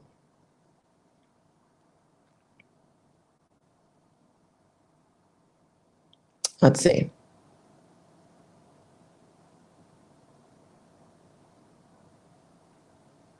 Oh, Secret Owl Society. I'll be in Porto next week. Let's talk. Let's talk. Next week I'll be in Porto. I go there on Friday. All right. Let me see. Aspen Sierra super late. Aspen Sierra wants to move. I'm putting everybody's business on the internet, but I know this because she put it on the internet. She wants to be in Thailand, living her dream. She's a photographer. I think Aspen Sierra could work for a couple of months and then go to Thailand for a month or two. I think she could, but I know that her real goal is to pay off debt, right? And that's why I said, what's your main goal? We started this conversation by saying, not like all of your dreams. What's your number one dream? Aspen Sierra is delaying all your business in the streets, girl. She's delaying Thailand because she wants to pay off her debt. So paying off debt is her number one goal. Even if she says Thailand, I know it's a lie because we already talked about this on the internet.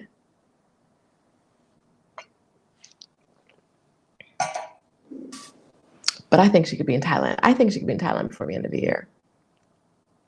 But she has other goals.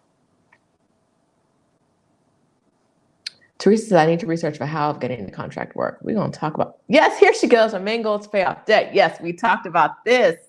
We talked about this. Love it. Mm-hmm. All right.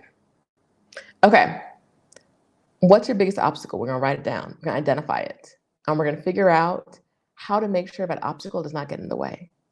Like, what are you going to do to make sure, once you've identified the biggest obstacle, you can also identify a way around it?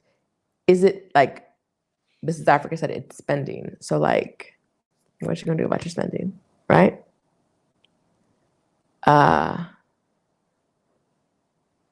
Okay. Stephanie DK says, obstacle, resistant to work, earned income for the money I need to live abroad. I think that means you don't want to live, you don't want to do the work it requires. I'm so sorry. I'm so sorry to tell you this, but sometimes we got to work.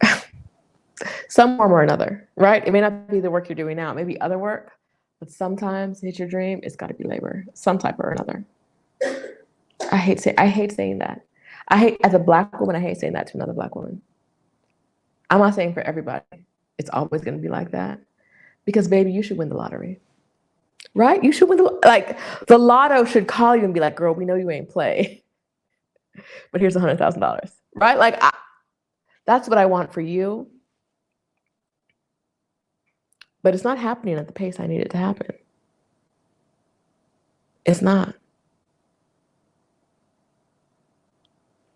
I don't understand it. I don't understand it. All right. We know what our biggest obstacle is. We're going to identify the biggest one, and we're going to look for ways to get around it. We're not going to try to like crush the obstacle, or like we're not going to look at the obstacle and say that this is a reason we can't do something. We're going to find ways to get around the obstacle. Right? Next question. What is the one thing you don't want to do in order to make it happen? Which goes back to the point we just said, for some of us, it's work, right? Stephanie DK, if I understood you correctly, oh, I'm retired, no more work. Okay, that was what she said. No more work for the money I need to live abroad for 6 months. That's an obstacle, right? And so if the obstacle is you don't have the money for the thing you want, is there a way that you can tweak the thing you want, or that thing you want can cost less money, right? Like, how do we marry the two? Maybe it means going to other cities/countries than you originally planned, or maybe it means traveling at a lower budget, or maybe it means robbing somebody. I don't know. Like fraud.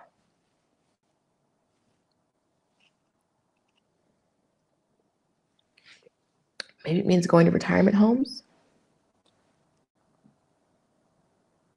and marrying well. I don't know. I don't know your life. I don't know your plans. But like, what's the thing you don't want to do? And how do we like get you past the thing you don't want to do? Monica says I need to get over my anxiety and overwhelm. Mm-hmm. Oh, Stephanie says sell some stuff. Yeah, that's probably another way to get money. Yeah, we probably have to go straight to fraud and robbery. We could probably start selling some things. But what are we selling? Tell me. What are we selling? Anything interesting? What kind of things? Tell me. You can DM me if you don't want to tell me live. I'm proud of you. I'm proud of all of you. I'm so proud of all of you.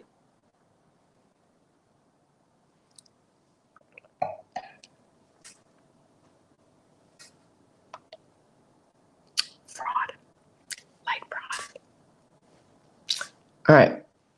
Identify the one thing you don't want to do and figure out like whatever ways that thing is more palatable, right? Like I want a second home somewhere, right? You know what would make that a lot easier? Actually working. Baby girl don't want to work. So does that mean wanting a home at a different price point or a different rental price point? Does that mean delaying the time which I want it to happen? Or does that mean actually doing the thing I don't want to do, which is working?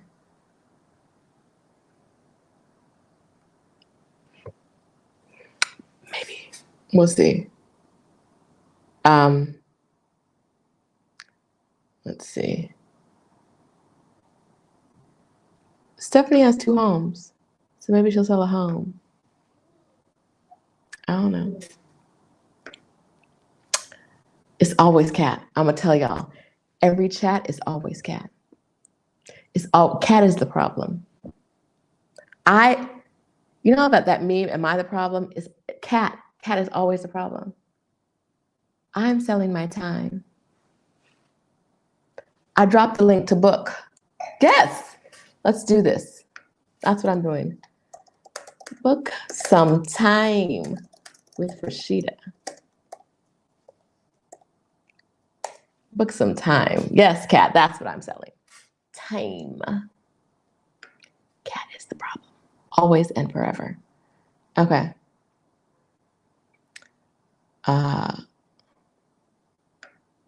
Okay. I am showing my age here, but I can't be the only one who thinks that like ChatGPT is just gonna like steal all our info and all our jobs, and it's gonna be terrible. And AI is like the devil, right? Like I'm still on TikTok because I think it's gonna get in my phone and take all my info. And I feel ancient saying that, but I'm a Gen Xer, so let's be real. It is what it is. ChatGPT, I'm like, nah, I can't get into it. I can't. I don't trust it. I don't want to access it on any of my devices. I'm not giving it any of my photos. I'm not typing in any thoughts. I don't want the computers coming to life. I don't want it. I don't want it. No, thank you. Mm-mm. Mm-mm. Yes. Mm-mm. No, thank you. Yeah, I don't use Siri. Siri, girl, why are you talking? Every time Siri talks to me, I'm like, girl, who are you? I didn't send for you. I did not. I don't know how you activated yourself, but I never asked you to come. No, thank you, Miss Ma'am. Mm-mm. Mm-mm. No, thank you. Okay. The next question is a bit of a happier one. So yes, okay, let's back up a second. Let me talk to you about second apartment. I haven't done the math yet. I told her to do the math. I haven't done the math. I'll do it after this call. And I will put in the comments what I think. The problem is I don't know where I want the apartment, right? Portugal is nice, but I don't really want residency here because they make you stay here for 6 months. And girl, that's not my life. That's not my ministry to sit in one country for 6 months. So I don't know. But what I'm willing to do, I may be willing to work a little bit more. I'm so sorry. I can't believe I said that. Theft. Like, I have access to my mom's bank accounts. So like maybe a little light theft. Maybe like a slow drain. That might be what I'm willing to do to get the apartment. She does not have apartment money in her bank accounts. I can't like rob her and like go buy a house. Not in the accounts I have access to. She might have some money stashed somewhere else. But you know something. There's got to be someone who wants to give me a bag of cash. Where are they? I don't know. But yes, the other thing I could do is spend the money I have and the investments I have. I don't want to do that, right? A lot of us are out here like, I want this goal, but I don't want to spend the money I have. It's a common thing. Don't feel like you're the only one. A lot of us do not want to spend the money we have. I don't want to spend the money I have to get the thing I want. I want to spend somebody else's money. Where they at? Like, where? I don't know. I'm looking. Okay. Next on the list, I will give you my complete rundown about my apartment when I have it. You will know I don't have it yet. It's just a dream that happened in London. I was walking down the street in London looking at places and I was like, this is pretty. An apartment. I actually have a second apartment, but London was cold. I don't think it's there. All right. The next part is who were your biggest supporters? Stephanie talked about this live with Glamazzini yesterday on their live that I wasn't invited to. Say it out loud. People will support you. Now, I'm telling you here, this is number 6 and number 7 together. Tell the people who will support you. Your people who were down for you, whatever you say. If I said, I'm gonna be the next president, I know but at least 3 of you will be like, yes, girl, you are. Now, about 2,000 of you would be like, is it crack? Like what's happening? Why do you possibly think that's what would happen? But I know, but at least 3 of you would be like, you got this. Tell those 3. Identify those 3 people and tell them. You don't have to know them for real in real life, right? Shauna's gonna support me. Kat is gonna ask me if it's crack. I know this already. I know this. Now Kat is gonna say that lovingly. Rebloom room, it's with love, but she's gonna be like, girl, what are you talking about? Shauna is gonna be like, you got this. I believe in you. Tell your I will believe in you people. Tell them what your dream is. The people who are going to say it can't happen or you must be crazy, don't tell them. Unless you need their money or their actual, not like emotional support, but like real life support. Like say it's your husband. Say it's your husband. Y'all know I love talking about husbands. And you know, but no matter what, like if you tell him, I want to move to Cape Town, you tell him that I want to move to Cape Town next week, and he's like, is it crack? I feel like you could just go. But if you don't feel like you could just go, tell him, I guess, right? But like, also be prepared if you're if he's going to be a detractor, if there are detractors out there, if they find out, or if you have to tell them, be prepared to ignore them.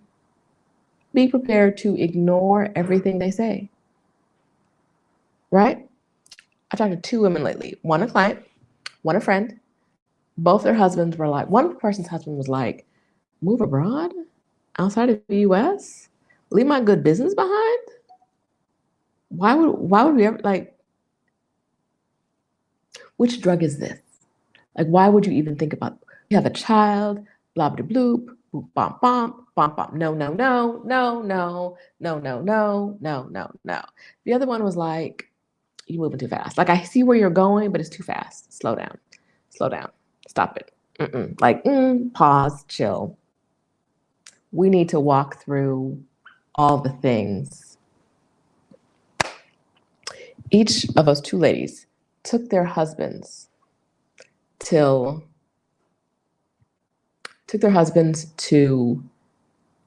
a new city, and both of the husbands were like, why aren't we moved yet? One of my From Burnout to Bliss clients, hey girl, hey, not gonna say your name on this video, but she took her husband to Panama, and he was like, we live here now, forget about that other stuff. What's a house? What's a business? What? Let's pack our bags. All it took from going from detractor to full supporter was getting them on board. But they, for some reason or another, don't want to leave their husbands. And you know I'm team, do what you need to do for you. That man will be fine. In this patriarchy we live in, that man will be fine. You can leave him behind anytime. I'm worried about him. But they like them. They like their husbands. And each one of them wanted to get their husband on board. All it took to go from detractor to full on board was finding the city they liked.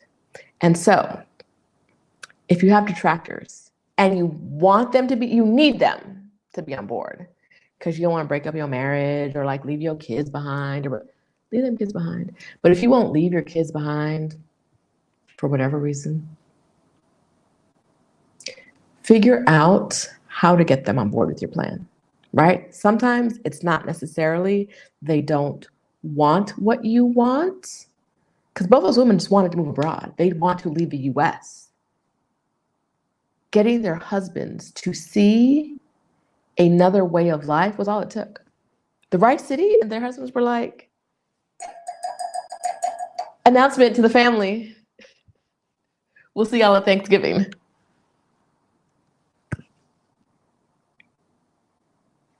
Figure out how to get your detractor on board. If you need to tell them. If you don't need to tell them, don't tell them. Do it. You know what I mean? Like your detractor might not be a spouse. Maybe you're not married. Your detractor might be like your hating ass mama. Some of us have hating ass mamas. Not mine though. She's great. Happy Mother's Day. Okay, so you know what I mean? Like it might be your children who are like, No, I can't imagine you're gonna go abroad and something bad's gonna happen. Or like your cousin who can't understand why you're free to do whatever you want because they are not. You don't have to tell them. You have to tell them. Make your plan. Do what you do. Tell your supporters, even if you don't know them in person, tell your supporters, let them support you. The detractors, we ain't worried about them. Leave them behind. Tell them when they need to. Mrs. Africa says, my son hates me traveling far out, but he's 21 now. He not paying no bills? I mean, he ain't paying some bills. He ain't paying no bills. I just know. Girl, I know. He's not a sponsor. Put me on a yacht and direct the captain about where the yacht should go, and then we can talk about where I'm going, right? You might have a say in where I'm going if you buy first class tickets. If not, baby, what? Emiratis me, right? Like, what are we, if it's not,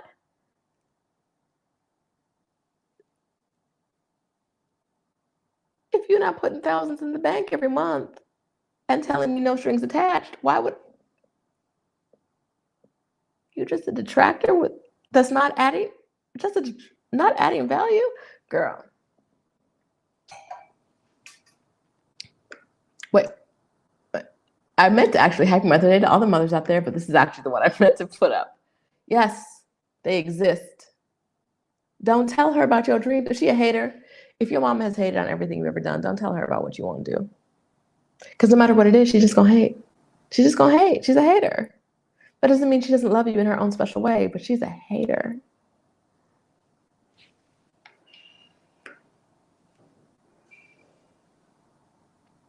Okay. Tracy says sell it all, but what Tracy is really saying is that if your partner isn't fully on board yet, make sure your partner meets Roshida. And they'll get on board.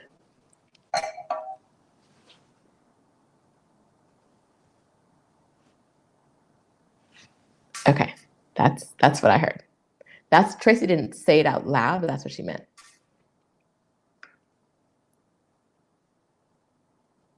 It's magic. Magic. We feel like we need to tell our dreams to people who are close to us, even though repeatedly, time and time again, these people show us they're not going to support us. They're not going to support us. They didn't support your last 16 dreams. They're not going to support this one. They just going to hate because it's what they do. They don't even know they're hating. And if they do, they don't care. Tell the people who will support you, even if it's an anonymous group of people. If you have to write, on Facebook groups, they allow you to do anonymous posts. Even if you have to make an anonymous post in a Facebook group, do that. Do that. Tell people who will support you. But don't go doing that next to the summit, because I don't even think we allow anonymous posts. Because baby, what are we being anonymous for? But do that. Tell people who will support you, even if they don't know you. Don't tell the people. If people have hated on your dreams before, don't tell them your dreams now. Tell them your plans when you've made the plans. And if a man don't support you, you know what to do. You know what to do. You leave them behind. Them kids, are they breastfeeding? If not, they'll be fine. And even if they're breastfeeding, I hear that, the powder and the water goes real well.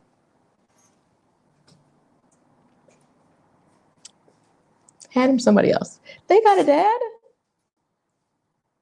If they don't, they got somebody else.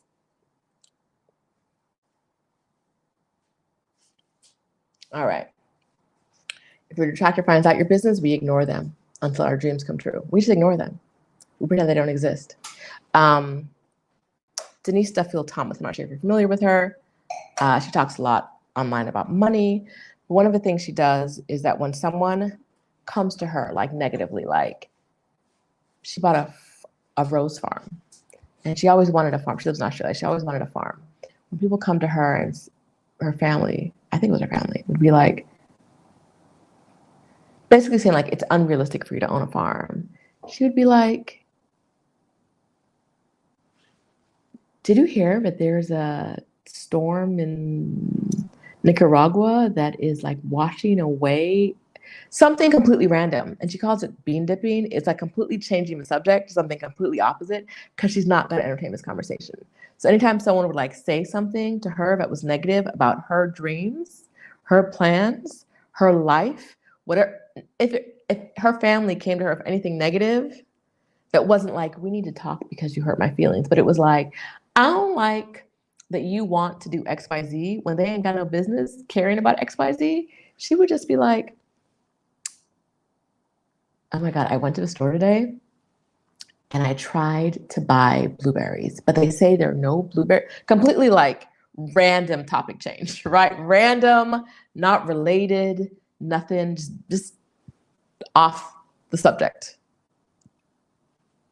Do that. Do that. If you do that enough times, they'll know we're not talking about this. We're not talking about this. Especially if you already said, I don't want to talk about this, and they don't respect it. Keep things to yourself. Keep things to yourself. Yes. That's what it is. People fear things and they think that you should fear them too. So they try to instill their own fear in you. What's your fear got to do with me? I'm living boldly. I'm living bravely. You scared? Then don't do what I'm doing. Right? Like if you're scared, be over there. Be scared over there and quiet. You scared for me? What is telling me your fear is going to do for me as I'm trying to live my dreams? What is it? What is telling me your fear is going to do? Nothing. Nothing. So Tracy didn't disagree with my comment about how your partner should meet me if they're getting in your way. If they can't pick a city, if they don't know what they want, I'm the magic touch. Now, this might only work with Tracy's partner. I'm not telling you it's going to work for your partner. All I'm saying is that Tracy and her partner could not decide on a city, and they spent time with me, and now they're coming to Mexico City.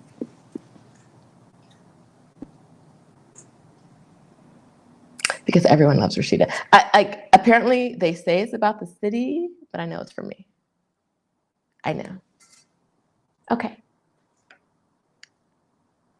Tell her I said hi, Tracy.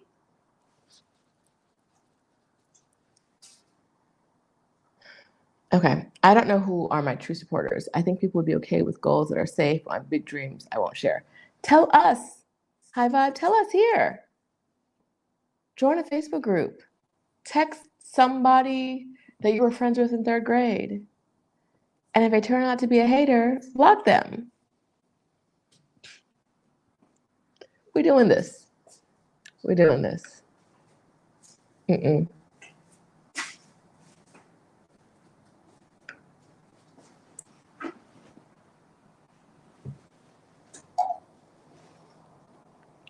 know, I love leaving a man behind. If he's not helping you move forward, why not move forward without him?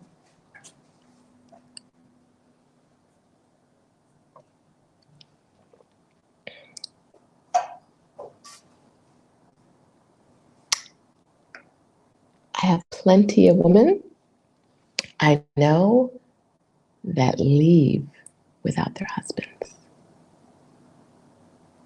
Because why? Because the husband, like this kind of change for men, big dream changes are hard for men. Seem to be harder specifically for Black men than they are for Black women. Right? And so, especially around the like moving abroad, giving up everything for something new, there's typically a lot more resistance from Black men. Thank God you're born a Black woman. Live your life, girl. Live your life. That man will join you or he won't. He has an option, right? Like a lot of times we're told we women need to sacrifice for men over and over and over again. And there's no point where the man in the relationship needs to sacrifice for the woman. If you've been sacrificing your whole life, your whole relationship, I feel like there's a song from Frozen that would work here, but I don't know it. Are they being set free? What's happening? Whatever the song is it something about free? Right here. I'm singing it. I don't know it. And I also don't try not to sing on camera because I do not sing. All right.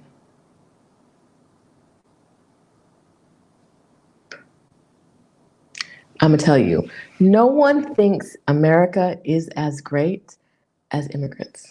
No one in the world. No one in the world believes America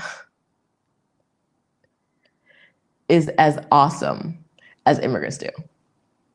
Immigrants to America. I say this as a child of 2 immigrants and an immigrant myself.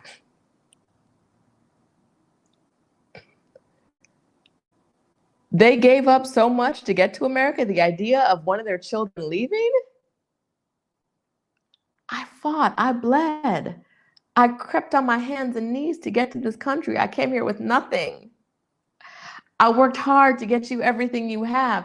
And now you're just going to give it. And they think that once you leave America, your life, you're giving up all of these things. And it's like, what am I giving up? Right? Like, what am I, North America, you said, what am I giving up by leaving and going somewhere that makes me happy? What am I giving up by going from a place where I'm not happy to a place that I'm happy? What is it? Let's talk about something fun now. I like that. Okay, Kat. Something fun. Let's talk about something fun. All right. Ooh, okay. Stephanie has a commitment to book a one-on-one session in June because she needs a math teacher. Stephanie, thanks for the cash. And yes, let me know when you're ready. We're gonna be here. Y'all know I don't be in the city. I love it. But come visit. I may be there, I may not. You'll love the city either way.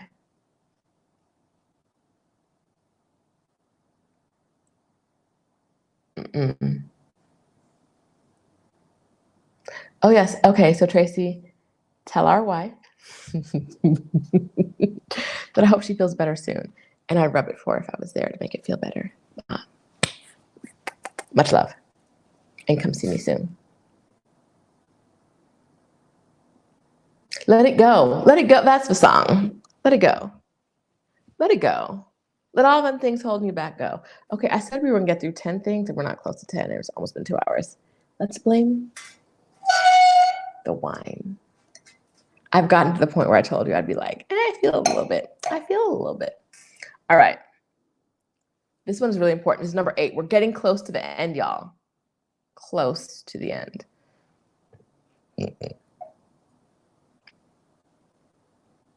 What's a good habit you can create to get closer to your dream? All right, let me ask that again. What is a good habit you can create to get closer to your dream? Right? So for some of you guys, it's going to be an automated savings plan, right? What you're not doing is saving money. You need money saved and you're not saving money. So setting up an automated saving plan. Now that's not really, it's going to be like an automated habit, right? Because once you do it, there's really should be no work for you to do. If your habit is moving money every specific day, you're much less likely to do it than whether it's automated. One account, you take it from one account to the other account automatically. We're gonna set that up. It's a habit you're doing no work for. It's just happening, right? You set it up. An automated habit. I love an automated habit. For some other of you, like I used to do this all the time, and maybe our friend who wants to go to Africa, this is Africa, who's having spending is the problem. Maybe it is checking your financial accounts more frequently than you're checking them now. I used to check my bank account daily. I was a lawyer. I was working in a law firm. I was making 6 figures. My bank account was so close all the time to being like, Do you really make six figures? Or are you living at the poverty line? Because we can't tell. In the bank, it's just the money's in, the money's out, the money's in, the money's out. And so for a while, I set the habit of checking my bank account every single day. Now, what that did, someone's like, you must be really poor if you're doing that. And I'm like, it's not that I'm poor, it's that I have bad spending habits. What that did when I did it every day was it made me really aware of where my money was going. When you have to go in and look at, because when you go in every day, you're seeing every single line item. You are seeing every single place your money's going, because everywhere your money went since yesterday, you see it. You are deeply aware of how much money is in your account every day. That is what I needed to do to get my spending under control. To really master my money, I had to look at it every day. And then I went from every day to every Friday, and now I don't have a schedule. I don't check it until I get an email like, hey, this account is due on this day. And I'm like, oh yeah, how much money's in there? I'm fine. Because I got in the habit, I got in the habit of doing it so often that now I don't need to do it as much anymore because I have a better control of my money. Yes. It wasn't even just being aware of how I was spending money helped me change the way I was spending money. I didn't have to actively think about making changes, just seeing oh, you spent how much to eat on Tuesday and how much to eat on Wednesday, and you want to go to happy hour on Thursday?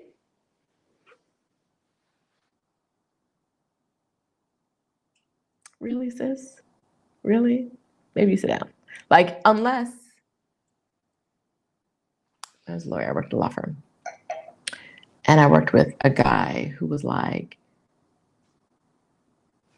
a lawyer who had more years at the firm than I did. He said that if he died, his family was going to have to, this is before GoFundMe, pass around a hat and take up a collection to bury him because he had no money saved, he had no insurance, he had nothing. If he died, he would be an expense to his family. If I'm making six figures, you're making more than me. And you, at this point, cannot pay for your own funeral. Your family, you would be an expense to your family. Those are the moments where it's okay. Because every weekend, it was and he wasn't the only lawyer I know who did this, but every weekend, every Friday night, it was let's go to the bar. All the shrimp, all the lobster, right? We going out, we spending all the money. It's they had high salaries, but they were also spending money and spending all the money and spending all the money. And so getting in the habit of checking my account. So I saw how much I was spending, got me out of the possibility of being it's Friday, let's buy out the bar. Because I know how much I spent on Wednesday. And I know what hasn't come out of my account yet. And I know how much is on the credit card.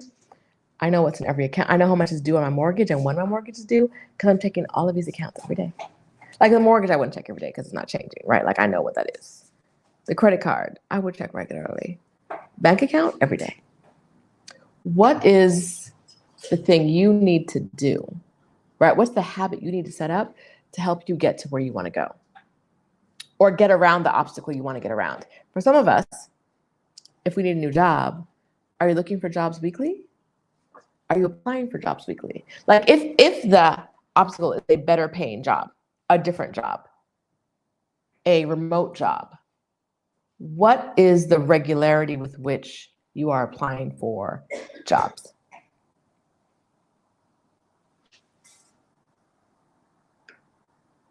I mean, sing the song of our people, sis.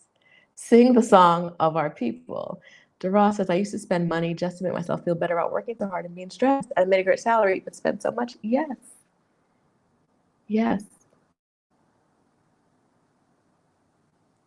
Yes. Being stressed makes you want to spend money and buy things. Okay, so this is Africa. we know you need to work on your spending. So what are you going to do to work on your spending?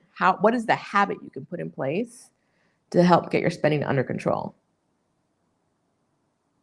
What is it? For all of you, this is the question. Put it in the chat. What is the habit you can put in place to get your habit under control? To get either around the obstacle or get the habit under control or get around it. Get the obstacle under control or get around it. What is the habit you're going to put into place? What is it? Put it in the chat. Let us know.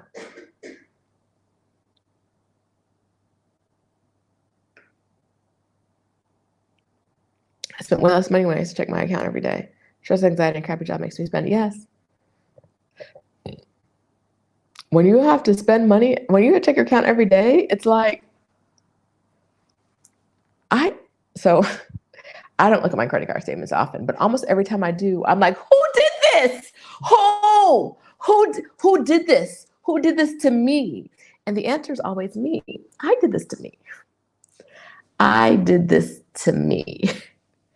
And so, how do I not do this to me? Right? When I check my account every day, I wasn't doing this to me. But now I'm like, who did? It's me. It's always me. I am the problem when it comes to spending money. I am the problem. If I check my accounts every day, I wouldn't spend the way I do now. Okay, Igambi says, apply to at least 3 remote jobs per week. Yes, that's the habit. Junquette says, using calendar reminders and notes around the apartment to keep you mindful. Keep you mindful of what? Right? Mrs. Africa, I'm going to automate a savings of $5,000 biweekly. No more eating out daily. Yes. Okay. So the last point I want to do on this point number 8 is, if you want a higher paying job, are you applying for jobs that you don't think you're qualified for? That you probably are, because Black women always underestimate what they're qualified for. So like, when's the last time you applied to be the CEO of something? When is the last time you applied to be the HNIC, right? Like when? HBIC. Like, when is the last time you applied to be the head, beep, in charge of something?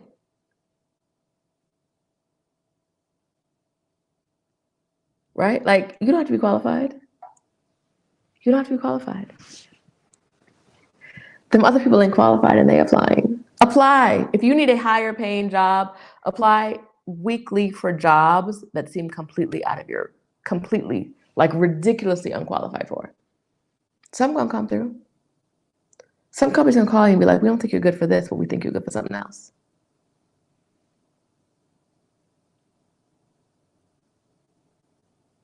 When is the last time you applied for a job? When's the last time you looked at the job qualifications and said, I don't meet half of these, but let me apply anyway? Let's get delusional. What do you think big dreams take? Delusional. Y'all gonna hear Danielle's story soon. Danielle got a hell of a story. Danielle would not have applied for the job.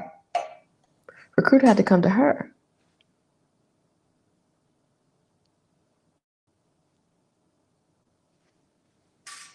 Winsome says, that's how I got my current job. Let's be delusional. Apply to be the head.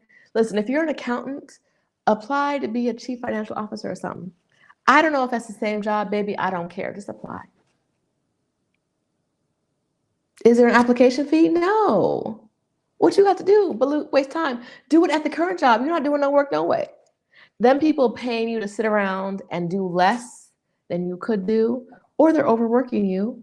Stop doing their work and spend your time applying for jobs.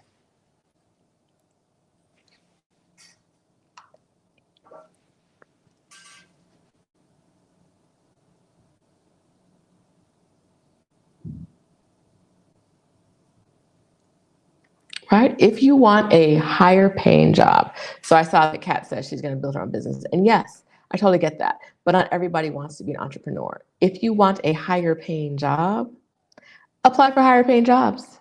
Let's get delusional in the job process, in the job seeking process. Your reality has nothing to do with your skill sets because you are undervaluing yourself. Your reality is not true. Your reality is a lie. Apply for jobs you don't think you're qualified for. Go get them. You want remote jobs? Apply for remote jobs. When people, if you want a remote job, when people call you jobs that aren't remote, tell them no. Don't entertain the conversation. If it's not remote, I ain't doing it. These companies gonna figure it out after a while. If it's not remote, I ain't doing it. They'll figure it out. Let's get delusional.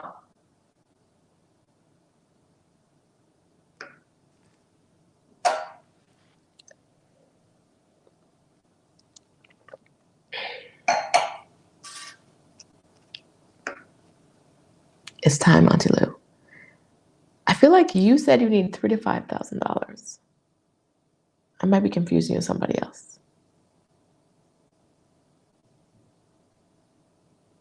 Let's get delusional. Let's do it. Mix it up.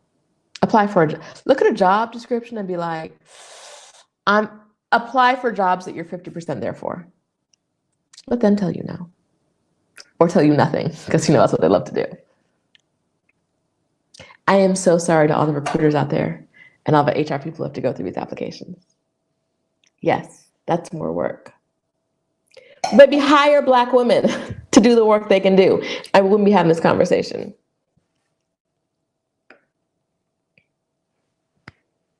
I want to be a muse. How much does that pay? I don't know, but it sounds like a sponsored position.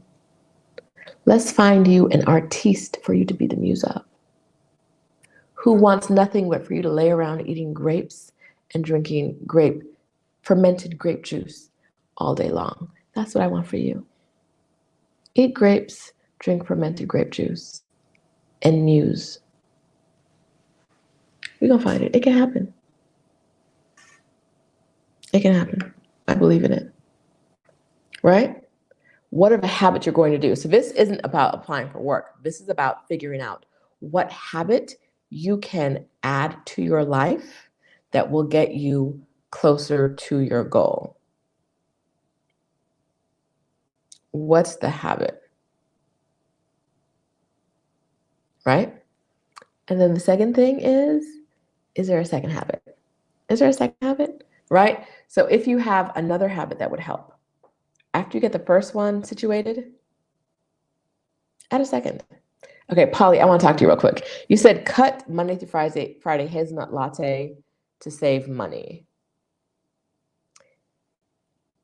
If the difference between where you are and where you want to be is money, is the latte going to make the biggest difference, or would something like a different job create the biggest difference? Or selling things, right? Like, yes, if a latte is $5 a day, or say $6 a day, that's $30 a week.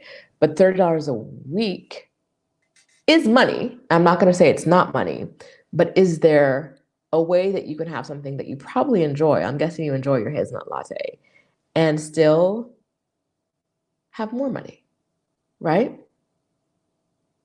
Like, a lot of times we try to shrink our lives in order to save, to like fill a money gap, but is there a way to be more expansive and fill that money gap, right? Is that a different job? Is that light fraud? What is it, right? Is it selling something we've been holding on to that we don't really want, we're not going to use?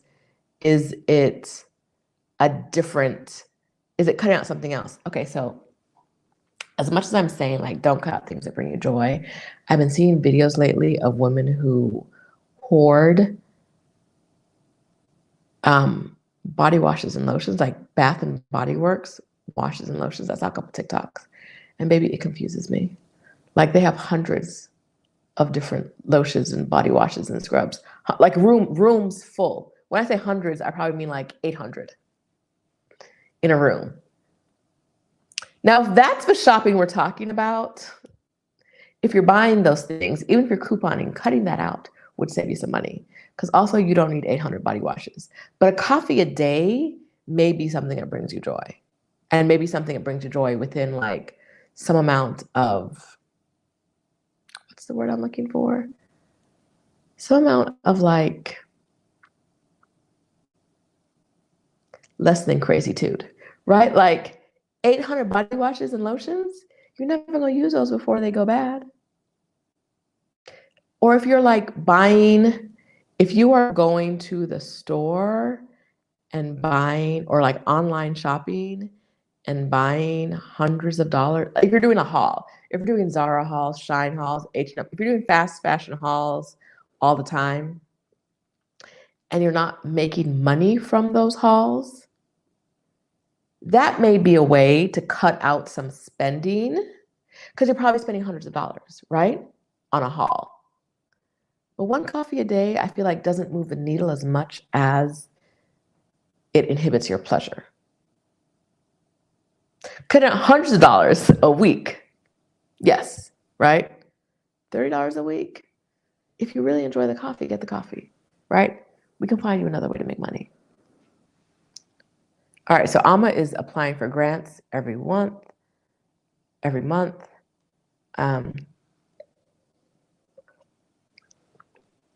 Danielle Brooks says automated statements is a must. Genesis says selling feed pics. How do we make selling feed pics a habit, right? Does that mean you're uploading every day? Does that mean that you're reaching out, talking to people every day? I pray you don't talk to men every day. I pray that in order to make money, you don't have to speak to men every day. But if that's what you choose and it's healthy for you and your mental state, what is the regularity with which, what's the timeline of which you're doing that? So not just selling feet pics, but like selling feet pics, how frequent, what's the process for selling feet pics? What's the schedule for selling feet pics that gets you, right? Fills that gap for you. Okay, Camille Howard's on Duolingo every day, practicing my Spanish, getting prepared for Mexico City. Yes.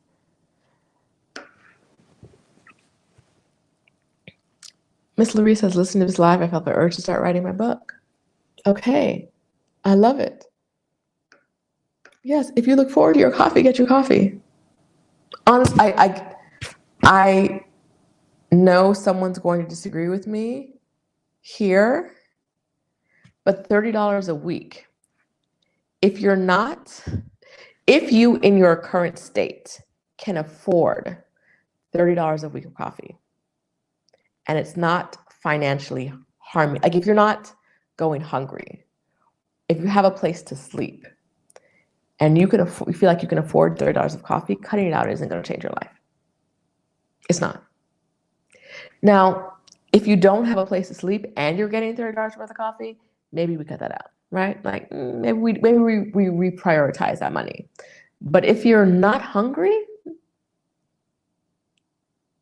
if you're safe, if you have clothes, if you have the basic necessities, cutting out the lattes is not going to make the big difference. It's not going to make you hit your dream.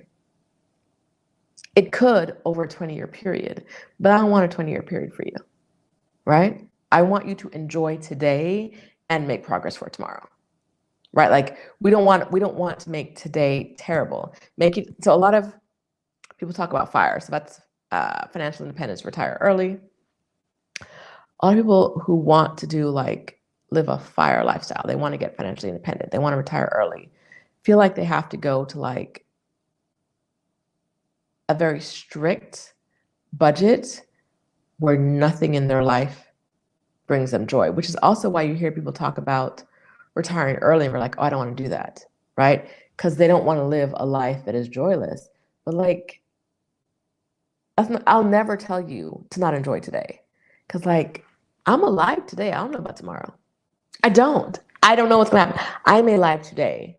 I'm going to drink the wine and talk the shit today. Because I don't know what's happening tomorrow. Right? And so we can't be so focused on tomorrow that we allow ourselves no pleasures today. We can say, spending thousands of dollars a week on stuff we don't need isn't the move. But I'm never going to ding you for a coffee. Also, I can't ding you because Y'all don't report to me. All right. Let's see.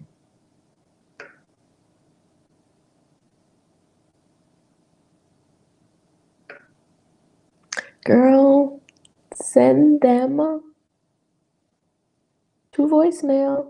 I never answer my phone anyway. My friends know. My phone's not ringing anymore because I haven't answered my phone in years.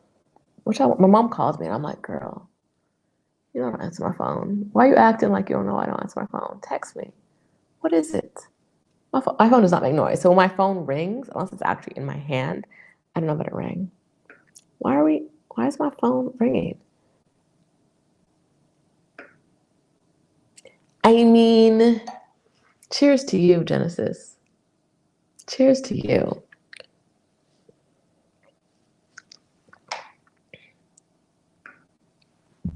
Deprivation fire is a choice at my big age. I chose not to go that route. Yes. Yes. I'm not eating beans and rice every day so I can retire early.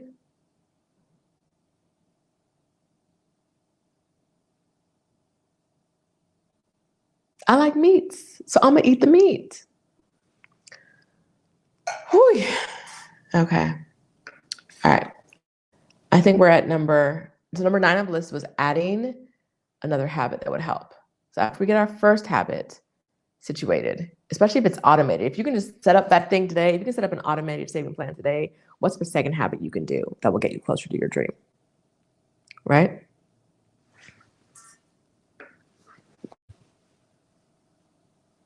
My goal is to feel awesome no matter what's happening around me. Every day I look for the positive. Yes, Tyra, I love it.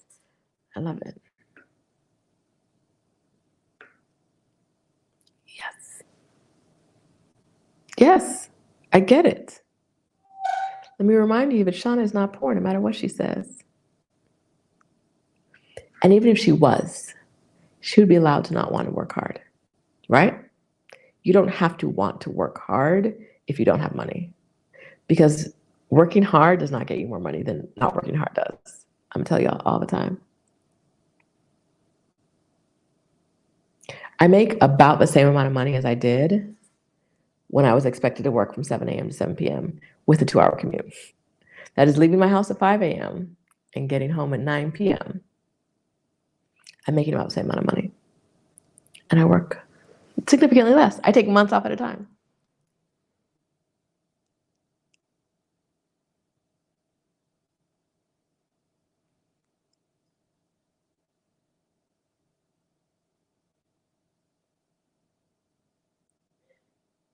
Working harder does not mean more money. But also, keep in mind that a lot of us have seen what upper level management does at the companies we work at, and we know they're not working harder than us. And so there's no reason to assume that being upper level management or getting a promotion in any way or a higher level job means you're going to be working more.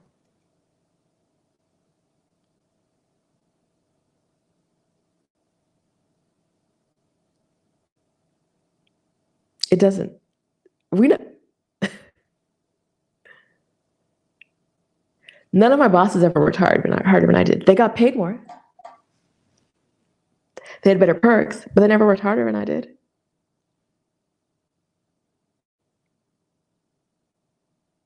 They weren't in the office longer.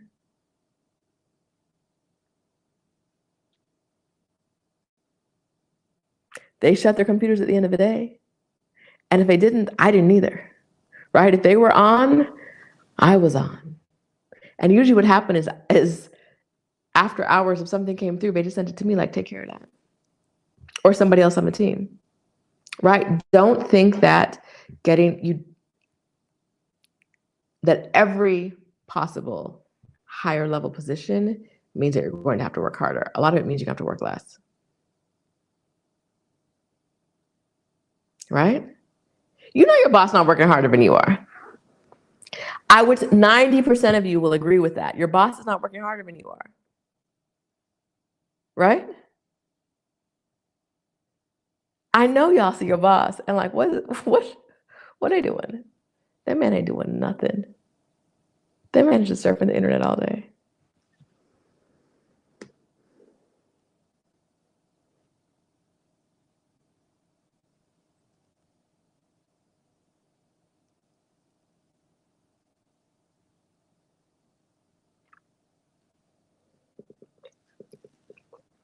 Don't talk yourself out of a higher paying job because you think it's going to be more work. It might be. It might be a lot of work, but aren't you doing a lot of work right now? Most of you are. Some of you aren't. Some of you are cruising. If you're cruising and you like the money you're cruising for, live on, right? I love it. But a lot of y'all, a lot of these higher paying positions will mean less work for you and more money. Go get blessed.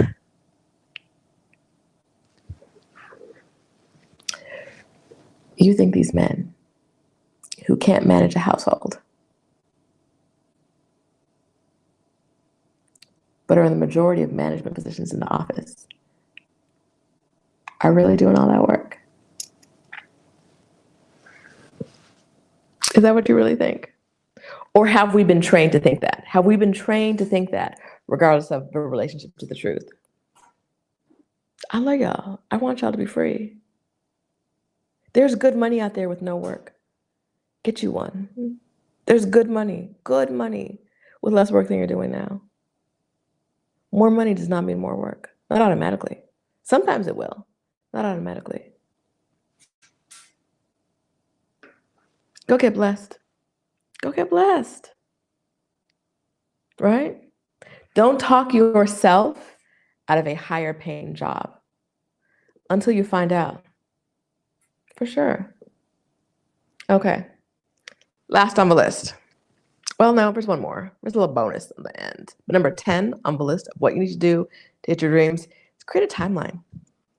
You've seen your habits. You know your obstacles. You know what you want. You said when you want it to happen. Aisha wants, nope. It's not Aisha. Why did I come? Wine. Wine is how I came up with Aisha. What is it? This is Africa. This is Africa wants to save $100,000 by the end of the year. She said she's going to set up a $5,000 biweekly savings account.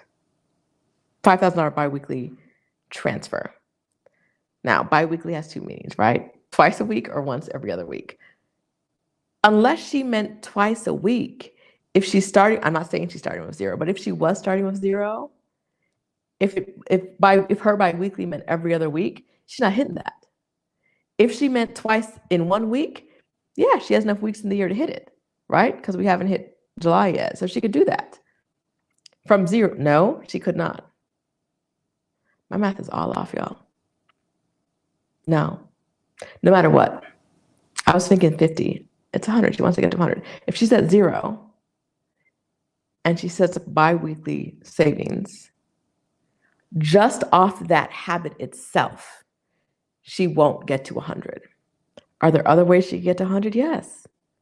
Girl, go sell some photos of your feet.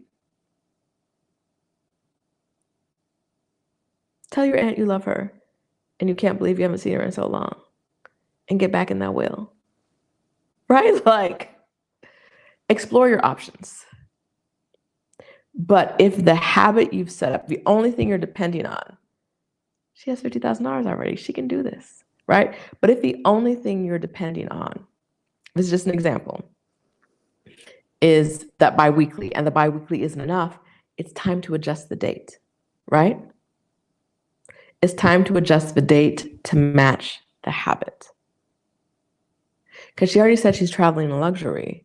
So we know she doesn't want to be out here on the wing of a plane, hoping that she can hang on long enough to descend properly in Namibia. That's not the life she wants, right? She has her goal. We know what she wants. Let's make it happen.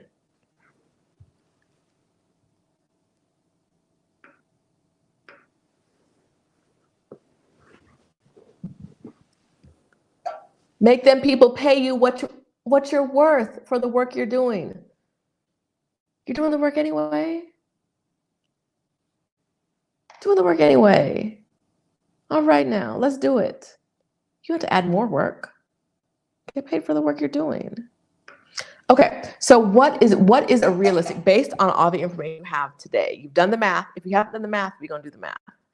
I'm going to do the math after this. I think I'm going to do the math based on numbers in London.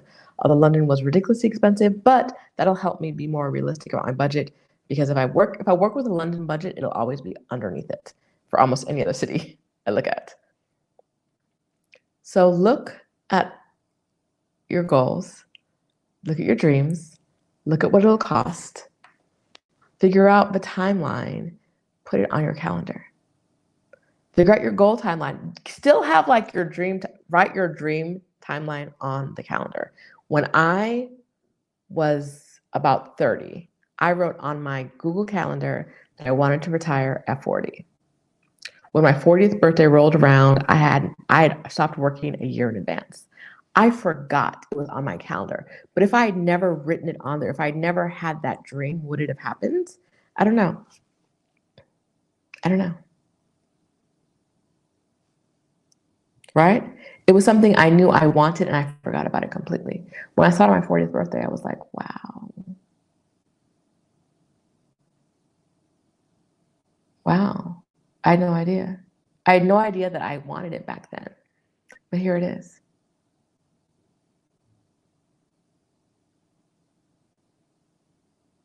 Here it is, right? Write the dream date and then also write a time that feels realistic based on what you've put into play today. Based on what you have planned for today, write a timeline that's realistic.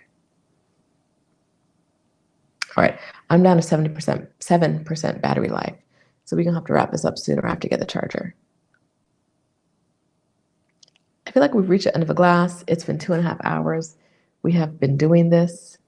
Is it time to wrap it up? Y'all, what haven't we talked about that we need to talk? Oh, no, wait a minute now. I almost forgot. Let me use this 7% battery life to tell y'all. The last most important thing, we're not gonna forget it. Don't tell yourself no. There are going to be like 1,000 opportunities to say like, to talk yourself out of it, right? Like I said, don't talk yourself out of a higher paying job because you tell yourself it's gonna be more work. Don't tell yourself no. Right? Like if it's what are the obstacles? Don't think about the obstacles. And one of the obstacles is I don't have the money and say, well, it can't happen. Can you adjust the price? Can you adjust the price tag you put on your dream by changing your dream a bit? Can you find a way to get more money? If it's your job isn't remote, are you applying for a remote job? Don't tell yourself no, right? Like your job today isn't remote. But there are remote jobs out there if it need to be filled, right? Aunt Lisa, this is a good wine sermon. All right now. We should do this more often, but I usually do them at 10 a.m. I can drink 10 a.m. on a Sunday. I ain't doing nothing. I can do that. Maybe we'll do this in the future.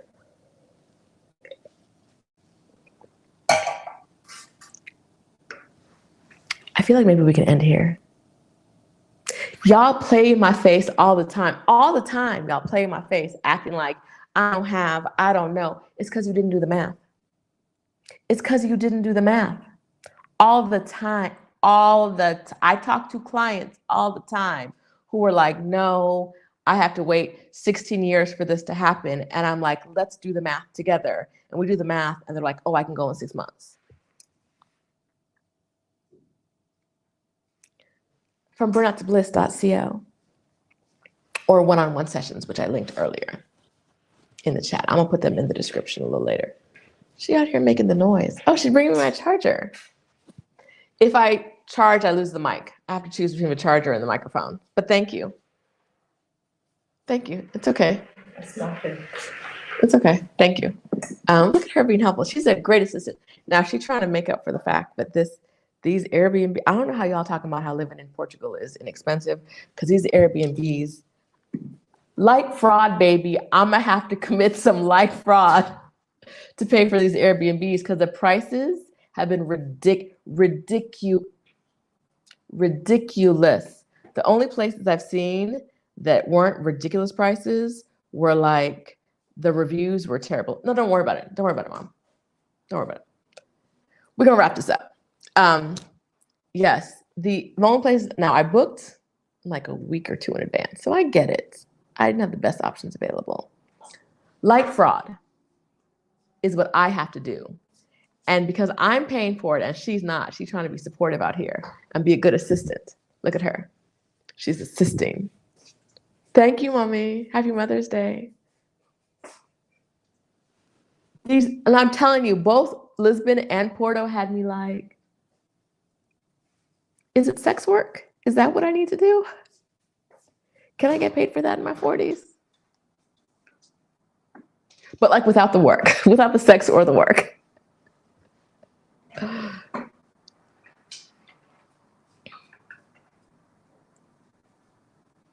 Without either one, like what is the sex work angle without the sex or the work? Because I'm not into either one of those at this stage of my life. Because I can't, like these Airbnb prices are stupid. The Airbnb I wanted in Portugal, when I was like, I saw it and I was like, that's the one, baby. $595 a night. Every Airbnb I saw that was under $200 had terrible reviews. Reviews were like,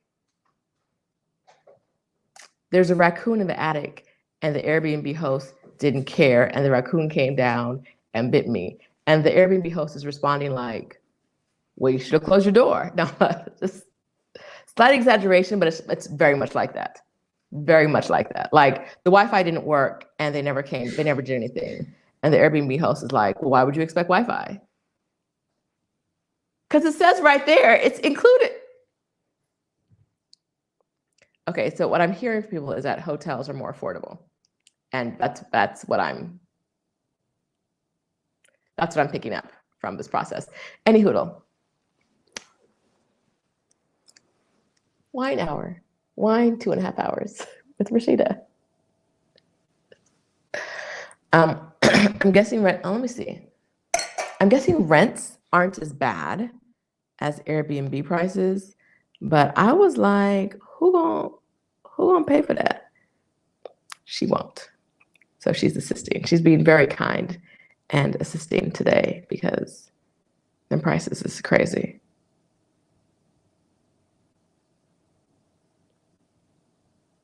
Okay. All right. I'm seeing.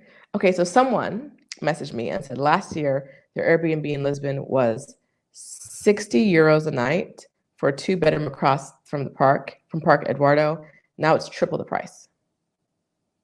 Triple the price for the same Airbnb. From a year ago. Yeah. Yeah.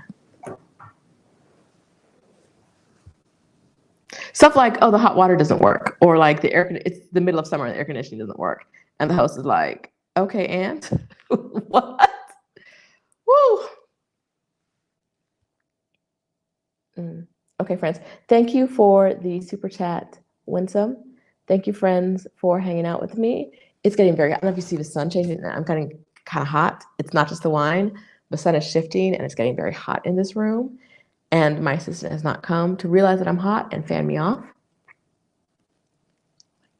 Let's see if that calls her out here. So I'm gonna clock out and let's finish this glass together. For everyone else who added something to their coffee, everyone else who's drinking wine, cheers to you. Let's kill this together. I will join you next week, same time-ish, I think. Thursday is my birthday. If I haven't already said it 1,000 times, I like shiny things. My address is bleep, bleep, bleep, bleep, bleep, bleep, bleep, bleep, bleep, bleep, bleep, boink. And I will talk to you guys next time. Thanks for hanging out and do the math. Do the math. Do the math. All right? Quit playing with me. Quit playing with me. If you want someone to nag you, from burnouttobliss.com or I'll put it in the description, the link to book me one-on-one. I'm open. Those will be open in June because I don't get back home till June. I need a few days just to sleep before I start talking to people, get in the right time zone. And I will talk to you guys next time. Thanks for hanging out. Hasta luego. Bye.